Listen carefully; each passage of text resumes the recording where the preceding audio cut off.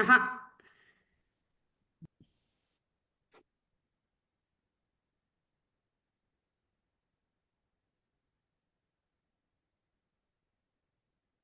ಎಲ್ಲ ಆತ್ಮಜ್ಯೋತಿಗಳಿಗೂ ಸಾಷ್ಟಾಂಗ ಪ್ರಣಾಮಗಳು. ಎಲ್ಲರಿಗೂ ಇಂದಿನ ವಿವೇಕ ಚೂಡಾಮಣಿ ತರಗತಿಗೆ ಆಧಾರದ ಸ್ವಾಗತ. ತರಗತಿಯನ್ನು ಪ್ರಾರಂಭ ಮಾಡೋಕ್ಕಿಂತ ಮುಂಚೆ ಸದ್ಗುರುಗಳಿಗೆ ಹಾಗೂ ಗುರು ಪರಂಪರೆಗೆ ನಮ್ಮ ಗೌರವವನ್ನು ಸಲ್ಲಿಸೋಣ. ಕಲ್ಪನಾ ಅವರೇ, ಪ್ರಾರ್ಥನೆಯನ್ನು ಮಾಡಿ ತರಗತಿಯನ್ನು ಮುಂದುವರಿಸಿ.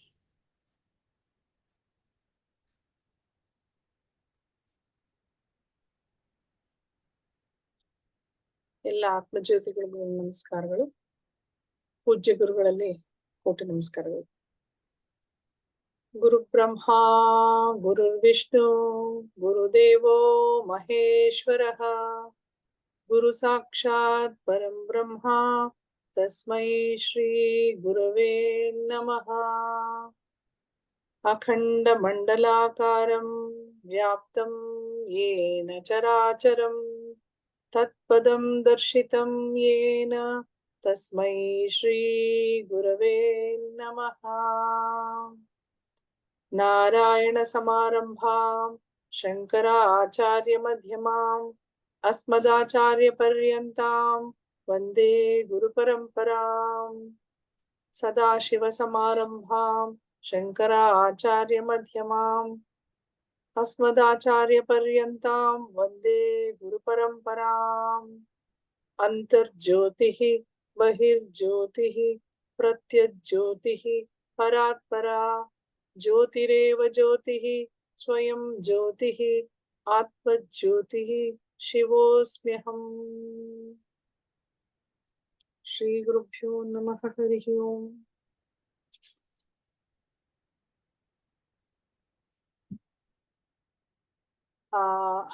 ಅದೇ 35ನೇ ಡೇ ಟಾಕ್ ಅಲ್ಲಿ ಒಂದ್ 2 ಪ್ರಶ್ನೆಗಳು ಉಳಿದಿದ್ವು. ಅದು ರಿಪೀಟ್ ಆಗಿದೆ, ಬಟ್ ಆದ್ರೂ ಇನ್ನೊಂದ್ಸತಿ ಮನನ ಮಾಡ್ಕೊಂಡಂಗ ಆಗುತ್ತೆ ಅಂತ ಹೇಳಿ ಒಂದ್ 2 ಮುಗಿಸಿ ಆಮೇಲೆ 36ಕ್ಕೆ ಬರ್ತೀನಿ ಮೇಡಮ್, ಕಂಟಿನ್ಯೂ ಮಾಡ್ತೀನಿ. ಈ ಈಶ್ವರನ ಬಗ್ಗೆ ಹೇಗೆ ತಿಳ್ಕೊಳ್ಳೋದು ಹೆಂಗೆ? ಈಶ್ವರನ ಬಗ್ಗೆ ಪುಸ್ತಕ ಓದಿ ತಿಳ್ಕೊಬಹುದಾ, ಅಥವಾ ಈ ಯಾವ ರೀತಿ ಈಶ್ವರನ ಬಗ್ಗೆ ತಿಳ್ಕೊಬಹುದು ಅನ್ನೋದನ್ನ ಗುರುಗಳಲ್ಲಿ ಹೇಳಿದ್ದಾರೆ. ಅತ್ತೆ ಹೇಳಿ ಅಂತ ವಿಜಯ.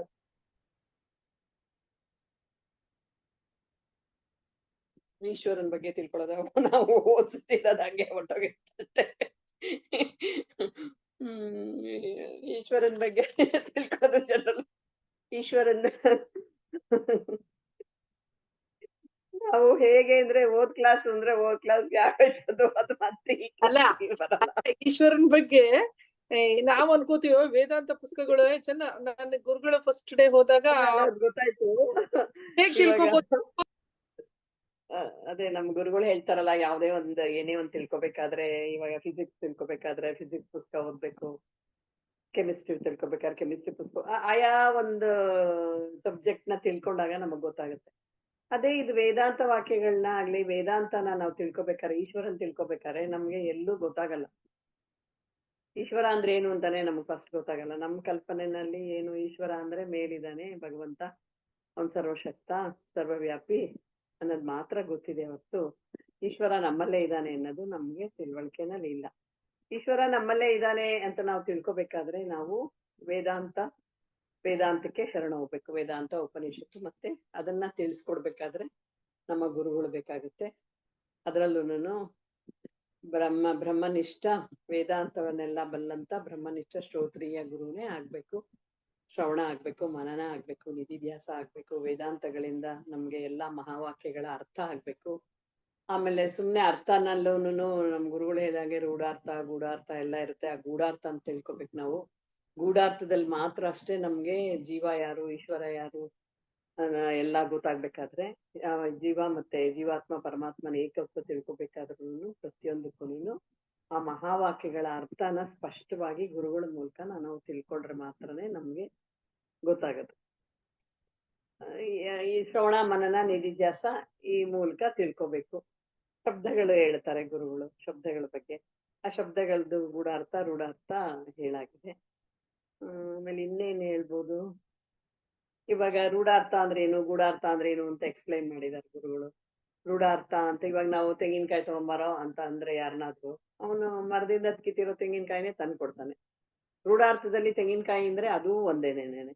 ಆದ್ರೆ ಆಕ್ಚುಲ್ ಆಗಿ ನಾವು ತೆಂಗಿನಕಾಯಿನ ಬಳಸೋದು ಯಾವ್ದನ್ನ? ಹಸಿರಿರೋ ಸಿಪ್ಪೆನ್ ಬಳಸಲ್ಲ, ನಾರ್ ಬಳಸಲ್ಲ, ಗೆರಟೆ ಬಳಸಲ್ಲ. ಒಳಗಡೆ ಇರುವಂತ ತಿರುಳನ್ನ ನಾವು ಬಳಸ್ತೀವಿ, ಅದು ತೆಂಗಿನಕಾಯಿ ಆಕ್ಚುಲ್ ಆಗಿ. ಅದು ಗೂಢಾರ್ಥ. ಹಾಗೇನೇನೆ ಇದ್ರಲ್ಲೂ ಇವಾಗ ಅಹಂ ಬ್ರಹ್ಮಾಸ್ಮಿ ಇರ್ಬೋದು, ತತ್ವಮಸಿ ಇರ್ಬೋದು, ಅಯಮಾತ್ಮ ಬ್ರಹ್ಮ ಇರ್ಬೋದು. ಈ ತರ ವೇದಾಂತ ವಾಕ್ಯಗಳ ಅರ್ಥನ ಈ ವೇದಗಳಿಂದ ಉಪನಿಷತ್ತುಗಳಿಂದ ತಗೊಂಡಿರುವಂತದನ್ನ ಗುರುಗಳ ಮೂಲಕನೇ ನಾವು ತಿಳ್ಕೊಬೇಕು. ಇಲ್ಲ ಅಂದ್ರೆ ನಮ್ಗೆ ಅದು ಬರೀ ಶಬ್ದಗಳ ತಿಳ್ಕೊಳಕ್ ಹೋದ್ರೆ ಬರೀ ರೂಢಾರ್ಥ ಗೂಢ ಆಗುತ್ತಷ್ಟೇ. ಗೂಢಾರ್ಥ ನಮ್ಗೆ ತಿಳಿಯೋದಿಲ್ಲ. ಇದಕ್ಕೆ ಗುರುಗಳು ಬೇಕಾಗತ್ತೆ. ಆಮೇಲೆ ನೀನ್ ಹೇಳ್ಬೋದು. ನಾನ್ ಸುಮ್ನೆ ಜನರಲ್ ಆಗಿ ಹೇಳ್ತಾ ಇದ್ದೀನಿ. ಕರೆಕ್ಟ್ ಆಗಿ ಹೇಳಿದೀರಾ, ಸರಿ ಇದೆ, ಕರೆಕ್ಟ್ ಆಗಿ ಹೇಳಿದೀನಿ. ಈಗ ಎಕ್ಸಾಂಪಲ್ ಕೊಡ್ತಾರೆ ಗುರುಗಳು. ಅದ್ ಆಕ್ಚುಲ್ ಆಗಿ ನಮ್ಮ ಅನುಭವಕ್ಕೆ ಬರ್ಬೇಕು ಅಂತಂದ್ರೆ ಅದನ್ನ ನದಿ ಕಂಪೇರ್ ಮಾಡ್ತಾರೆ. ನದಿದು 2 ದಡಗಳಿಗೆ ಹೇಳ್ತಾರೆ. 2 ದಡಗಳ, ಒಂದು ಜೀವ, ಒಂದು ಈಶ್ವರ. 2 ದಡಗಳು ಅಂದ್ರೆ ಆಕ್ಚುಲ್ ಆಗಿ ನದಿ ಒಳಗಡೆ ಇದ್ದಾಗ ನಮ್ಗೆ 2 ದಡಗಳು ಅಂತ ಅನ್ಸಲ್ಲ. ನದಿ ಒಳಗಡೆ ಇದ್ದಾಗೆ ನಮ್ಗೆ ದಡಗಳೇ ಗೊತ್ತಾಗೋದಿಲ್ಲ. ಬರೀ ನೀರ್ ಒಂದೇ ಅಷ್ಟೇ ನಮಗ್ ಕಾಣದು.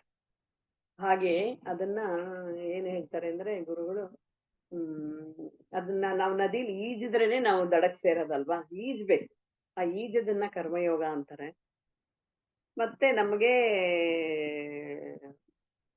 ಸೇವೆ ಮಾಡೋದು ಕರ್ಮಯೋಗ, ಮತ್ತೆ ಸೇವೆ ಮಾಡಿ ಈಶ್ವರ ಏನಪ್ಪ ಅದು ಬಾಯಲ್ಲಿದೆ ಬರ್ತಾ ಇಲ್ಲ. ಆತ್ಮನೋ ಮೋಕ್ಷಾರ್ಥಂ ಜಗದೀತಾಯ ಅನ್ನೋದನ್ನ ನಮಗೆ ಪರಿಪೂರ್ಣವಾಗಿ ನಾವು ತಿಳ್ಕೊಬೇಕು ಅಂದ್ರೆ ನಾವು ಮುಳುಗ್ಬೇಕು. ಮುಳುಗದಾಗ ನಮ್ಗೆ ಆ ಜ್ಞಾನದ ಸಿದ್ಧಿ ಆಗುತ್ತೆ. ನಮ್ಗೆ ಈಶ್ವರನ ಒಂದು ಚೈತನ್ಯದ ಅನುಭವ ನಮ್ಗೆ. ಸಾಕಾ? ಇನ್ನು ಏನಾದ್ರು ಇದೆಯಾ? ಇಲ್ಲ, ಪೂರ್ತಿ ಹೇಳ್ಬಿಟ್ರಿ ನೀವು. ಮುಂದಿನ ಕ್ವಶನ್ ಕಲ್ಯಾಣಿ ಮೇಡಮ್ದು. ಆಮೇಲೆ ಮುಂದಿನ ಚಾಪ್ಟರ್ ಇದೆಯಲ್ಲ 36 ಆಲ್ಮೋಸ್ಟ್ ಯಾಕೆ ಅಂದ್ರೆ ನನಗೆ ಮರ್ತೋಗ್ಬಿಡುತ್ತೆ. ಇವಾಗ ಜೀವ ಅಂದ್ರೆ ರೂಢಾರ್ಥದಲ್ಲಿ ನಾವು ಈ ದೇಹ, ಮನಸ್ಸು, ಬುದ್ಧಿ, ಪಂಚಕೋಶಗಳಿಂದ ಸೇರಿರೋದನ್ನ ಜೀವ ಅಂತೀವಿ ಅಲ್ವಾ? ನೋಡೋದ್ ಮರ್ತೇ ಹೋಯ್ತು ಹೇಳೋದು. ಅಲ್ಲ, ಅದು ಬೇರೆ. ಜೀವ ಅಂದ್ರೇನು, ಈಶ್ವರ ಅಂದ್ರೇನು ಅಂತ ಕೇಳಿದಾಗ ಅದ್ ಬರುತ್ತೆ. ನೀವೀಗ ವೇದಾಂತಗಳನ್ನ ಹಾಗೆ ಪುಸ್ತಕ ಓದಿ ತಿಳಿಬೋದಾ ಅಂತಂದ್ರೆ ಇಲ್ಲ ಅಂತ ಹೇಳಿ, ಹೆಂಗ್ ತಿಳಿಬಹುದು ವೇದಾಂತ ಅಂತ ಹೇಳಿದ್ರಿ. ಸಾಕು. ಈಗ ಸ್ವಲ್ಪ ಔಟ್ ಆಫ್ ಕಾಂಟೆಕ್ಸ್ಟ್ ಅಲ್ಲಿ ಕಲ್ಯಾಣಿ ಮೇಡಮ್ಗೆ ಅಂದ್ರೆ ಜಸ್ಟ್ ಈಗ ಅಲ್ಲಿ ಒಂದ್ ಕಡೆ ಗುರುಗಳು ಬರೀ ಸೋಹಂ ಸೋಹಂ ಅಂತ ಜಪ ಮಾಡಿದ್ರೆ ಬರೋದಿಲ್ಲ, ಜ್ಞಾನ ಬರೋದಿಲ್ಲ ಅಂತ ಹೇಳ್ತಾರೆ. ಹಂಗಾದ್ರೆ ನಾವು ಜಪ, ವ್ರತ, ಭಜನೆ, ಕೀರ್ತನೆ ಎಲ್ಲ ಮಾಡ್ತೀವಲ್ವಾ, ಅದ್ ಮಾಡೋದ್ ಬೇಡವಾ? ಸುಮ್ನೆ ಔಟ್ ಆಫ್ ಕಾಂಟೆಕ್ಸ್ಟ್. ಅದು ಎಲ್ಲ ಮಾಡ್ಬೋದು, ಮಾಡ್ಬಾರ್ದು ಅಂತ ಏನಿಲ್ಲ. ಅದು ಜ್ಞಾನಕ್ಕೆ ಹೋಗಕ್ಕೆ ಅದು ಒಂದ್ ಮೆಟ್ಲುಗ ಆಗುತ್ತೆ ಅಷ್ಟೇ. ಅದ್ ವಿನಃ ಬೇರೆ ಏನಿಲ್ಲ. ನಾವು ಫಸ್ಟ್ ಇವಾಗ ಈ ಜ್ಞಾನಕ್ಕೆ ಬರ್ಬೇಕು ಅಂದ್ರೆ ಫಸ್ಟ್ ಭಕ್ತಿ, ಆಮೇಲೆ ಪೂಜೆ ಎಲ್ಲ ಮಾಡಿದ್ರೆ ನಾವು ಒಂದೊಂದಾಗಿ ತಿಳ್ಕೊಂಡು, ಓ ಈ ತರ ಮಾಡಿದ್ರೆ ನಾವು ಜ್ಞಾನಕ್ಕೆ ಹೋಗ್ತೀವಿ. ಅದು ನಮ್ಗೆ ಗುರು ಸಿಗ್ಬೇಕು ಫಸ್ಟು. ಆ ಸದ್ಗುರುಗಳ ಮೂಲಕ ನಾವು ಅದು ಮೊದಲಿಂದ ನಮ್ಗ ಭಾವನೆಯಿಂದ ನಾವು ಆ ಪೂಜೆ ಎಲ್ಲ ಮಾಡ್ತಾ ಬಂದ್ರೆ ಆ ಜ್ಞಾನದಿಂದ ನಾವು ತಿಳ್ಕೊಬೇಕು ಅಷ್ಟೇ. ಸರಿಯಾದ ಉತ್ತರನೇ. ಅಂದ್ರೆ ದ್ವೈತದಿಂದ ಅದ್ವೈತದ ಕಡೆಗೆ ಹೋಗೋದು ಫಸ್ಟ್. ಆಗತ್ತೆ. ನಾವ್ ಈ ಮಾರ್ಗದಲ್ಲಿ ಆಲ್ರೆಡಿ ಗುರುವಿಂದಾನೇ ನಾವ್ ಅದೆಲ್ಲ ತಿಳ್ಕೊಳಕ್ಕಾಗುತ್ತೆ. ಇಲ್ಲೇ ಹೋದ್ರೆ ಸುಮ್ನೆ ನಾವು ದ್ವೈತ ಅಂತ ಗೊತ್ತಿಲ್ಲ, ಅದ್ವೈತ ಅಂತ ಗೊತ್ತಿಲ್ಲ. ಅದೆಲ್ಲ ಗುರುಗಳೇ ಹೇಳ್ಬೇಕು. ಇದು ಈ ತರ ಅಂತ, ಜೀವ ಅಂದ್ರೇನು, ಆತ್ಮ ಅಂದ್ರೇನು, ಅದೆಲ್ಲ ಅವ್ರು ಹೇಳಿದ್ರೆ ನಮ್ಗೆ ಗೊತ್ತಾಗುತ್ತೆ. ಅದ್ರ ಮೂಲಕ ನಾವು ಜ್ಞಾನದ ಮೂಲಕ ಪಡ್ಕೋಬೇಕು. ಹೌದು, ಸರಿಯಾಗಿದೆ. ಅಂದ್ರೆ ನಾವು ಭಗವಂತ ಅಂದ್ರೆ ಒಂದು ರೂಪ, ಒಂದು ಹೆಸರು, ಒಂದು ಜಾಗನು ಕೊಡ್ತೀವಿ. ತಿರುಪತಿಲಿ ಬಾಲಾಜಿ, ಇಲ್ಲಿ ರಾಘವೇಂದ್ರ, ಅಲ್ಲಿ ಇವರು, ಅಲ್ಲಿ ಇವರು, ಅಲ್ಲಿ ಕೂತಿದ್ರಂತೆ, ಅಲ್ಲಿ ಹೋಗಿ ಮುಟ್ಟಿದ್ರೆ ಆ ವೈಬ್ರೇಷನ್. ಗುರುಗಳು ಹೇಳಿದಾರಲ್ಲ, ದೇವ್ರಿಗೂ ನಾವು ಶರೀರ ಕೊಟ್ಟು ಇದ್ ಮಾಡ್ತೀವಿ ಅಂತ. ಶರೀರ ಇಲ್ವಲ್ಲ, ಅದು ತಿಳ್ಕೋಬೇಕು. ಅದು ಜ್ಞಾನದ ಮೂಲಕನೇ ತಿಳ್ಕೊಳಕ್. ಕರೆಕ್ಟ್. ಜ್ಞಾನ ಇಲ್ದೇ ಇದ್ರೆ ನಾವ್ ಆ ರೂಪದಲ್ಲೇ ಅಲ್ಲೇ ಸ್ಟ್ರಕ್, ಅಲ್ಲೇ ನಿಂತ್ ಹೋಗಿ ಅದ್ರಲ್ಲಿ ಮುಳುಗಿ ಮತ್ ಮುಂದಕ್ ಹೋಗಲ್ಲ. ತಪ್ಪೇನೂ ಅಲ್ಲ, ನೀವ್ ಹೇಳ್ದಂಗೆ ತಪ್ಪೇನೂ ಅಲ್ಲ. ಆದ್ರೆ ಮುಂದಕ್ ಹೋಗಕ್ಕಾಗಲ್ಲ, ಅದು ದಾರಿ ಸಾಗಲ್ಲ, ಸವಿಯೋದಿಲ್ಲ, ಅದೇ ಸ್ಟೇಷನ್ ಅಲ್ಲೇ. ಮತ್ತೆ ಅಷ್ಟೇ ಹೇಳ್ಬಿಟ್ಟಿದ್ದಾರೆ ಈಗ. ಗೂಢಾರ್ಥ ರೂಢಾರ್ಥ ಹೇಳ್ಬಿಟ್ಟಿದ್ದಾರೆ. ನದಿದ ಎಕ್ಸಾಂಪಲ್ ತುಂಬಾನೇ ಚೆನ್ನಾಗಿತ್ತು, ಅದೆಲ್ಲ ಹೇಳ್ಬಿಟ್ಟಿದ್ದಾರೆ. ಈಗ ಮೇಡಮ್, ನಾನು ನಿಮ್ದೇನ್ ಏನಾದ್ರು ಪ್ರಶ್ನೆಗಳು ಇದ್ರಲ್ಲಿ 35ರಲ್ಲಿ ಬಿಟ್ಟಿದ್ರೆ ಕೇಳಿ ಮೇಡಮ್. ಅದೇ ಮೊದ್ಲು ಯಾವ್ದಾವ್ದಿತ್ತು ಗೊತ್ತಿಲ್ಲ, ಇಲ್ಲಿ ಕೊನೆಯಲ್ಲಿ ಇಲ್ಲಿ ದೇವಾಂಶ ಸಂಭೂತ ಎಂದ್ರೇನು ಅಂತ ಒಂದು ಬರ್ಕೊಂಡಿದೀನಿ. ಅದನ್ನ ಬೇಕಾದ್ರೆ ಒಂದ್ಸರ್ತಿ ಕಲ್ಯಾಣಿ ಮೇಡಮ್ ಹೇಳ್ಬೋದಾ? ದೇವಾಂಶ ಸಂಭೂತ ಅಂತ ಹೇಳ್ತಾರೆ, ಏನ್ ಹಾಗಂದ್ರೆ ಅಂತ. ಏನೋ ಅದಕ್ಕೆ ಉತ್ತರ ಬೇಕೇ ಬೇಕು ಅಂತೆಲ್ಲ ಸುಮ್ಮನೆ ಅದು ಪ್ರಶ್ನೆ ಅವ್ರು ಅದ್ರಲ್ಲಿ ಹೇಳಿದ್ದಾರೆ ಅಂತ ಬರ್ಕೊಂಡಿದ್ದೀನಿ ಅಷ್ಟೇ. Not an important. ವೇದಾಂತ ಸಂಭೂತ, ದೇವಾಂಶ ಸಂಭೂತ, ದೇವಾಂಶ ನೋಡ್ತೀನಿ. ಅಥವಾ ದೈವಾಂಶ ಸಂಭೂತ ಅಂತಾನು ಹೇಳ್ಬೋದು.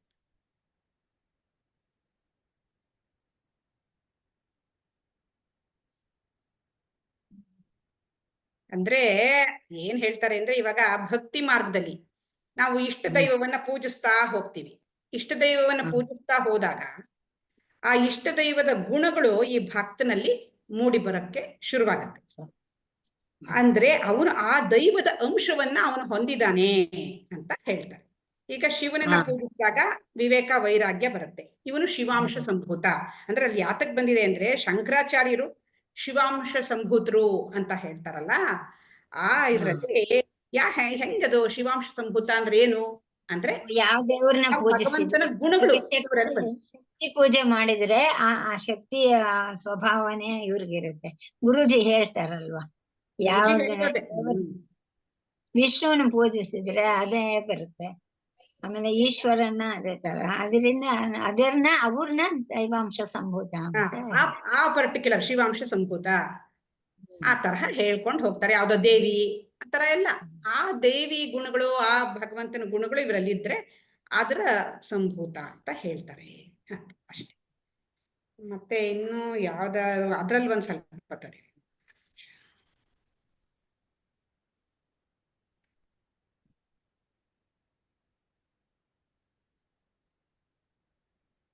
ಏಕಸಂಧಿಗ್ರಾಹಿ ಅಂದ್ರೇನು ಅಂತ ಕೇಳಿದ್ರ? ಹೇಳಿದ್ದೆ ಅದೇ ಕೇಳಿರ್ತೀರಿ ಬಿಡಿ. ಹಾಗಾದ್ರೆ ಇನ್ನು ಮತ್ತೆ ಸುಮ್ಮನೆ ಇದಕ್ಕೆ ಟೈಮ್ ವೇಸ್ಟ್ ಮಾಡೋದು ಬೇಡ, ಯಾಕಂದ್ರೆ ಮಧ್ಯೆ ಮಧ್ಯೆ ಯಾವ್ದಾವ್ದೋ ಇರ್ಬೋದು. ನಾನು ಮೊದಲೇ ಆಗೋಯ್ತು ಏಕಸಂತಗ್ರಾಹಿ ತರ. ಅದೇ ಇವರು ವೇದಗಳನ್ನ ಎಲ್ಲ ಹೇಳೋರ್ನ ಒಂದೇ ಸತಿ ಹೇಳಿದ್ರೆ ಅವರು ಏಕಸಂತಗ್ರಾಹಿ, 2 ಸತಿ ಹೇಳಿದ್ರೆ ಅವರು ಅದೇ ಅಷ್ಟಾವಧಾನ ಶತಾವಧಾನ ಅಂತ ಮಾಡ್ತಾರೆ ನೋಡಿ ಮೇಡಮ್, ಅವ್ರನ್ನ ಈ ತರ ಹೇಳ್ತಾರೆ. ಆದ್ರೂ ಉಪನಿಷತ್ತು 36ಗೆ ಹೋಗ್ಬಿಡಿ. 36 and 37 ಆಕ್ಚುಲಿ ರಿಪಿಟೇಷನ್ಸ್. 36 ಹೋಗ್ಬಿಟ್ಟು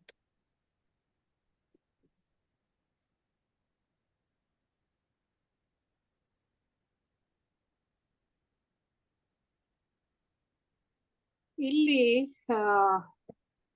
ತತ್ವಮಸಿದೆ ಮತ್ತೆ ಮತ್ತೆ ಮತ್ತೆ ಅಂದ್ರೆ ಅದು ಪದೇ ಪದೇ 9 ಸರಿ ಯಾಕೆ ಹೇಳಿದ್ರು ನಚಿಕೇತನಿಗೆ ಅಂತ ಅಂದಾಗ, ಸಾರಿ ಕರೆಕ್ಟ್ ಅಲ್ಲ, ನಚಿಕೇತ ಅಲ್ಲ, ಶ್ವೇತಕೇತುಗೆ ಅವ್ರ ತಂದೆ ಯಾಕೆ 9 ಸತಿ ಅದನ್ನ ಹೇಳಿದ್ರು ಅಂತಂದಾಗ ಅದ್ರ ಇಂಪಾರ್ಟೆನ್ಸ್, ಅದು ಒಂದೇ ಒಂದು ವಾಕ್ಯ ಸಾಕು ಅದು ತಗೊಂಡೋಗುತ್ತೆ. ಅದನ್ನೇ ಮತ್ತೆ ಮತ್ತೆ ಮತ್ತೆ ಹೇಳ್ತಾರೆ ಇಲ್ಲಿ. ಆದ್ರೆ ನಾನು ಅದೇ ನೋಡೋಣ ಹೆಂಗ್ ಕೇಳಕ್ ಸಾಧ್ಯ ಅಂತ. ಈಗ ಕೆಲವು ಪದಗಳ ಅರ್ಥ ಗೊತ್ತಿರ್ಬೇಕು. ಇವಾಗ ನಮ್ಗೆ ಏನೂ ಗೊತ್ತಿಲ್ದೆ, ವೇದಾಂತ ಅಂದ್ರೆ ಏನೂ ಗೊತ್ತಿಲ್ದೆ, ಈಗ ಕಲ್ಯಾಣಿ ಮೇಡಮ್ ಹೇಳ್ತಿರು ಈಶ್ವರ ಅಂದ್ರೆ ಜೀವ ಅಂದ್ರೆ ಅವೆಲ್ಲ ಪದಗಳ ಅರ್ಥವೇ ಗೊತ್ತಿಲ್ದೆ ಇದ್ರೆ ನಮ್ಗೆ ಈ ಗುರುಗಳು ಹೇಳೋದ್ರಿಂದ ನಮ್ಗೆ ಅರ್ಥ ಬಿಡಿಸಿ ಹೇಳಿದ್ರಿಂದ ಗೊತ್ತಾಯ್ತು. ಪದಗಳ ಅರ್ಥವೇ ಗೊತ್ತಿಲ್ದಿದ್ರೆ ಹೇಗೆ ನಾವು ಅಜ್ಞಾನದಲ್ಲೇ ಇರ್ತೀವಿ ಅಥವಾ ಜ್ಞಾನ ಪಡೆಯಕ್ ಸಾಧ್ಯ ಇಲ್ಲ ಅನ್ನೋದಕ್ಕೆ ಐನ್ಸ್ಟೈನ್ ಉದಾಹರಣೆ ಹೇಳಿದ್ದಾರೆ. ಅದು ಬೇಡ ಅಂತ ಸ್ಕಿಪ್ ಮಾಡ್ಕೊಂತೀನಿ. ಮಹಾವಾಕ್ಯಗಳು ಅಂದ್ರೆ ಏನು, ಮಹಾವಾಕ್ಯಗಳು ಅಂದ್ರೆ ಏನು, ಎಲ್ಲಿ ಬರ್ತವವು, ಒಂದ್ 4 ಮಹಾವಾಕ್ಯಗಳನ್ನ ಈ ವಿಡಿಯೋದಲ್ಲಿ ಗುರುಗಳು ಹೇಳಿದ್ದಾರೆ. ಅದರ ಮಹಾವಾಕ್ಯದ ಅರ್ಥ ಮಾತ್ರ ಹೇಳ್ಕೊಳ್ಳಿ, ಮತ್ತೆ ಏಕೆಂದ್ರೆ ರಿಪೀಟ್ ಆಗುತ್ತೆ, ಮುಂದಕ್ಕೆ ಕೇಳ್ಕೊಂಡು ಹೋಗ್ತೀವಿ. ಮಹಾವಾಕ್ಯಗಳು ಅಂದ್ರೆ ಏನು, ಯಾವ್ಯಾವ್ದ್ರಲ್ಲಿ ಬರುತ್ತೆ, ಒಂದ್ 4 ಮಹಾವಾಕ್ಯಗಳನ್ನ ವಿವರಿಸಿ ಹೇಳಿದ್ದಾರೆ. ಅಂದ್ರೆ ಆ ಮಹಾವಾಕ್ಯದ ಅರ್ಥವನ್ನ ಹೇಳಿ ಕಲ್ಯಾಣಿ ಮಾಡಿ. ವೇದಾಂತ ಸಾರವನ್ನು ಹೇಳೋದೇ ಮಹಾವಾಕ್ಯ. ಇದು 4 ಇದೆ. ತತ್ವಮಸಿ, ಅಹಂ ಬ್ರಹ್ಮಾಸ್ಮಿ, ಸರ್ವಂ ಕಲ್ಮಿದ ಬ್ರಹ್ಮ, ಪ್ರಜ್ಞಾನಂ ಬ್ರಹ್ಮ ಅಂತ. ಇದು ಋಗ್ವೇದ, ಯಜುರ್ವೇದ, ಸಾಮವೇದ, ಅಥರ್ವಣ ವೇದಗಳಲ್ಲಿ ಬರುತ್ತೆ. ಇವೇ ಮಹಾವಾಕ್ಯ.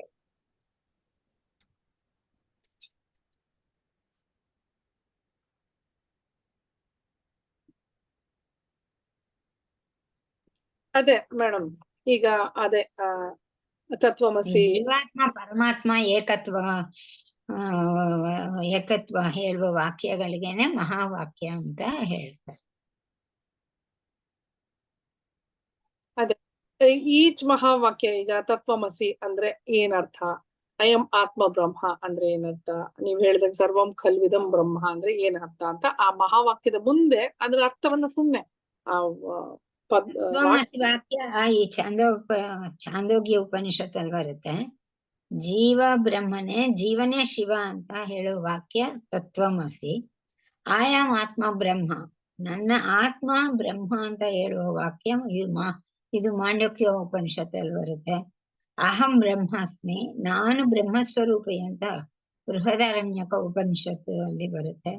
ಪ್ರಜ್ಞಾನ ಬ್ರಹ್ಮ, ಬ್ರಹ್ಮ ಅಂದ್ರೆ ಅರಿವು, ಇದು ಐಕ್ಯರೇತ ಉಪನಿಷತ್ತಲ್ಲಿ ಬರುತ್ತೆ. ಇದು ಒಂದೊಂದು ಉಪನಿಷತ್ತು ಒಂದೊಂದು ವೇದಕ್ಕೆ ಸಂಬಂಧಪಟ್ಟಿರೋದು. ಇವುಗಳನ್ನೇ ಮಹಾವಾಕ್ಯ ಅಂತ ಹೇಳ್ತಾರೆ. ಸರಿ. ಎಲ್ಲ ಮಹಾವಾಕ್ಯಗಳ ಒಂದು ಜಿಸ್ಟ್ ಅಥವಾ ಸಾರಾಂಶವು ಒಂದೇ ಏನಂದ್ರೆ ಜೀವಾತ್ಮ ಪರಮಾತ್ಮ ಒಂದೇ, ಐಕ್ಯತ್ವವನ್ನ ಸಾರುವಂತದ್ದು. ನಾವು ಮತ್ತೆ ಮುಂದಕ್ಕೆ ಜೀವ ಅಂದ್ರೇನು, ಜೀವಾತ್ಮ ಅಂತ ಅನ್ನಬಹುದು, ಜೀವ ಅಂದ್ರೇನು ಅಥವಾ ಪರಮಾತ್ಮ ಅಂದ್ರೇನು ಅಂತ ಮುಂದಕ್ಕೆ ಹೇಳ್ಕೊಂಡು ಹೋಗ್ತಾರೆ. ಇದು ಜ್ಞಾನ ಜ್ಯೋತಿ ಮೂಲಕ ನಮ್ಗೆ ಉಪನಿಷತ್ತುಗಳು ಚೆನ್ನಾಗಿ ಅರ್ಥ ಆಗಿದೆ. ಜ್ಞಾನ ಜ್ಯೋತಿ ಮಾಡಿದೀವಲ್ವಾ? ಹೌದು, ಸ್ಟಾರ್ಟಿಂಗ್ ಕ್ಲಾಸ್ ಅಲ್ಲಿ ಇಲ್ಲ, ಲಾಸ್ಟ್ ಕ್ಲಾಸ್ ಮಾಡಿದ್ದಾರೆ. ತುಂಬಾ ಚೆನ್ನಾಗಿತ್ತು ಅದು. ಒಬ್ಬೊಬ್ರಿಗೂ ಒಂದೊಂದು ಮಹಾವಾಕ್ಯ ಕೊಟ್ಟು ಅದ್ರ ಬಗ್ಗೆ ಹೇಳೋದು, ಅದೆಲ್ಲ ಸ್ವಲ್ಪ ವಿವರಣೆ ಕೊಡೋದು, ಅದು ಗೊತ್ತಾಯ್ತು. ಇಲ್ಲೇ ಹೋದ್ರೆ ಅಷ್ಟೊಂದು ಗೊತ್ತಾಗ್ತಾ ಇಲ್ಲ. ಆಗ ನಾವು ಒಂಚೂರು ರೆಫರ್ ಮಾಡಿದ್ವಿ, ವೇದಗಳು ಅಂದ್ರೆ ಏನು, ಮಹಾವಾಕ್ಯ ಅಂದ್ರೇನು, ಉಪನಿಷತ್ ಅಂದ್ರೆ ಏನು ಅಂತ ಪುಸ್ತಕ ರೆಫರ್ ಮಾಡಿ ತಗೊಂಡಾಗ ಅವಾಗ ಅರ್ಥ ಆಯ್ತು. ವೇದಗಳು ಅಂದ್ರೆ ಇಷ್ಟ, ಉಪನಿಷತ್ಗಳು ಅಂದ್ರೆ ಇಷ್ಟಿದ್ದಾವೆ, ಇತಿಹಾಸ ಅಂದ್ರೆ ಏನ್, ಪುರಾಣ ಅಂದ್ರೆ ಏನ್ ಅಂತ ಗುರುಗಳಂತೂ ತುಂಬಾ. ಇವರು ಸುಜಯ ಮೇಡಮ್ ಚೆನ್ನಾಗಿ ಬರ್ತಿದಾರೆ ಅಲ್ವಾ ಅದ್ರ ಬಗ್ಗೆ. ಜ್ಞಾನ ಜ್ಯೋತಿ ತುಂಬಾ ಇಂಪಾರ್ಟೆಂಟ್ ಕ್ಲಾಸ್ ಅದು. ಅದೇನ್ ಗೊತ್ತಾ, ನಾವು ಭಯ ನಮ್ಗೆ, ಅಯ್ಯೋ ಇದೇನಪ್ಪ 5 ನಿಮಿಷದಲ್ಲಿ ಹೇಳ್ಬೇಕು, 2 ನಿಮಿಷದಲ್ಲಿ ಹೇಳ್ಬೇಕು, ಅದು ಹಿಂಗೆ ಕರೆಕ್ಟ್ ತಪ್ಪಿಸ್ಕೊಂಡ್ಬಿಟ್ವಿ ತುಂಬಾ.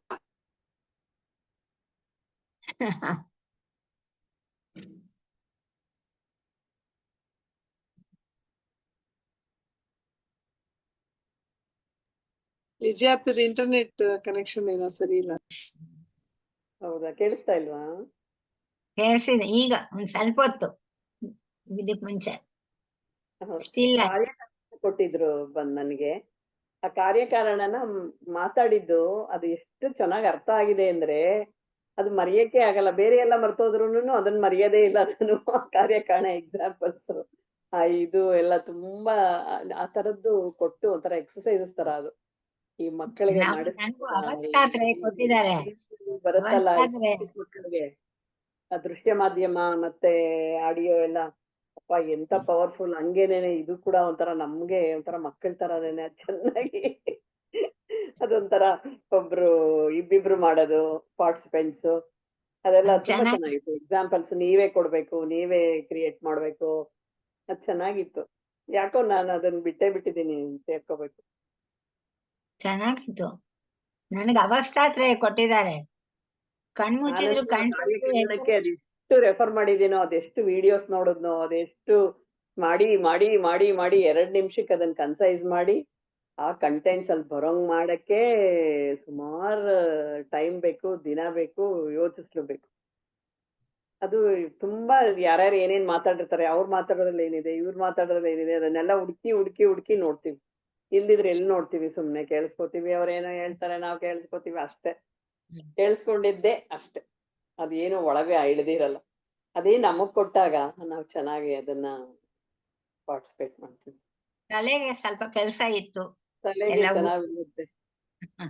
ಮನಸ್ಸಿನಲ್ಲಿ ಅದು ಈ ನಿಲ್ಲುತ್ತೆ. ಉಪನಿಷತ್ತು ಅಲ್ಲೇ ಚೆನ್ನಾಗಿ ಅದು ಅವ್ರು ಹೇಳಿ ಒಬ್ಬೊಬ್ರಿಗೆ ಒಂದೊಂದು ಮಹಾವಾಕ್ಯ ಕೊಟ್ಟು ಮಾತಾಡೋ ತರ ಎಲ್ಲ ಮಾಡಿದ್ರು. ಅದರಿಂದ ಉಪನಿಷತ್ತು ಬಗ್ಗೆ ಸ್ವಲ್ಪ ಗೊತ್ತಾಯ್ತು.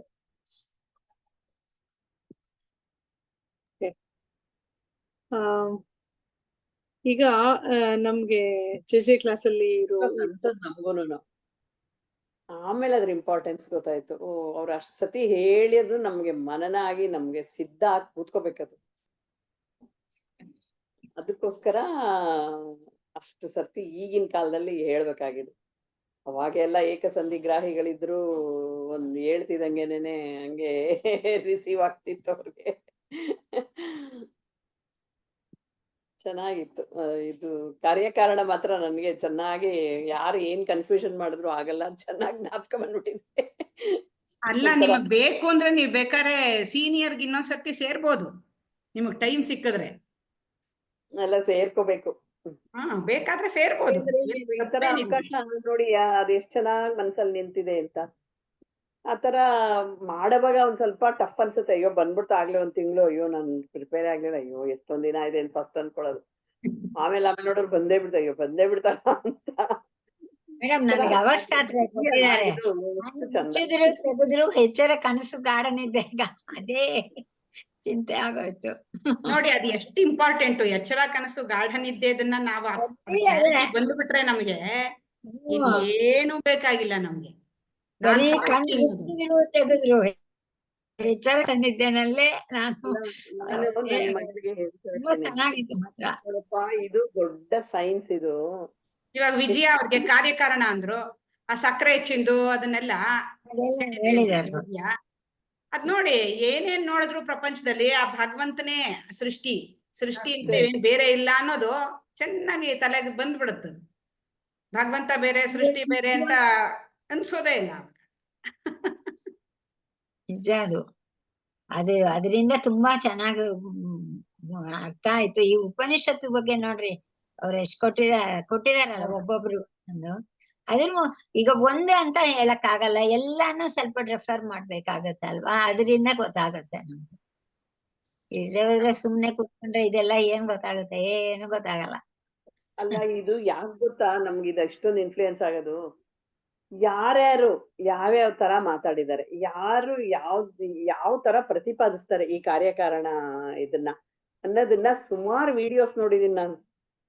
ಹುಡುಕಿ ಸ್ವಾಮೀಜಿ ಎಂತರ ಹೇಳ್ತಾರೆ, ಆ ಸ್ವಾಮೀಜಿ ಯಾವ ತರ ಹೇಳ್ತಾರೆ, ಇವ್ರೇನ್ ಹೇಳ್ತಾರೆ ಅಂತ ಅಷ್ಟು ಹುಡ್ಕೋದು.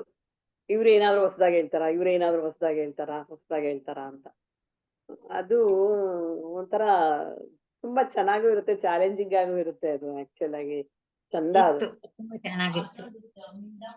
ನಾನು ಈಗ ಅದಕ್ಕೆ ಹೋಗ್ಬೇಕು. ಅವ್ರು ಇನ್ನೊಂದ್ಸತಿ ಮಾಡಿದಾಗ ಜಾಯ್ನ್. ಈಗ ಶುರು ಮಾಡಿದಾರಲ್ಲ. ಎಷ್ಟು ಎಂಕರೇಜ್ ಮಾಡೋರು. ನಾನು ಅಯ್ಯೋ ಉಮಾ ನಂಗೆ ಬರಲ್ಲ ಅಂತಾನೆ, ಅಯ್ಯೋ ಇಲ್ಲ ಬರುತ್ತೆ, ನೀವು ಮಾತಾಡಿ ಅಂತ. ಪಾಪ ಅವರಂತೂ ತುಂಬಾ ಎಂಕರೇಜ್ ಮಾಡಿದ್ದಾರೆ. ಈಗ ಮತ್ತೆ ಶುರು ಆಯ್ತು ಮಾಡಿದ್ದಾರೆ. ಇವಾಗ ಫಸ್ಟ್ ವಿಡಿಯೋ ಈ ತಿಂಗಳಲ್ಲಿ ಇದೆ, ಫಸ್ಟ್ ವಿಡಿಯೋ.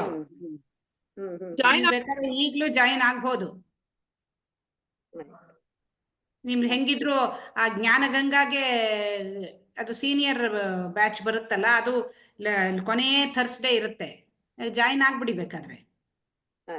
ನಾನು ಜಾಯಿನ್. ಅದು ಚೆನ್ನಾಗಿದೆ, ಚಾಲೆಂಜಿಂಗ್ ಆಗಿ ಹುಡುಕ್ಬೇಕು ಗೊತ್ತಾ. ಅದು ಬರೀ ಇಷ್ಟರಲ್ಲೇ ನಮ್ ಗುರುಗಳ ವಿಡಿಯೋದಷ್ಟು ಇರೋದು ಸಾಲದು ಅನ್ಸುತ್ತೆ. ಅದನ್ನು ಇನ್ನು ಹುಡುಕ್ಬೇಕು. ಆ ಪುಸ್ತಕ ಓದೋದು, ಈ ಪುಸ್ತಕ ಓದೋದು, ಅವ್ರದ್ದು ನೋಡೋದು, ಇವ್ರದ್ದು ತುಂಬಾ ಕೆಲಸ ಅದಕ್ಕೆ.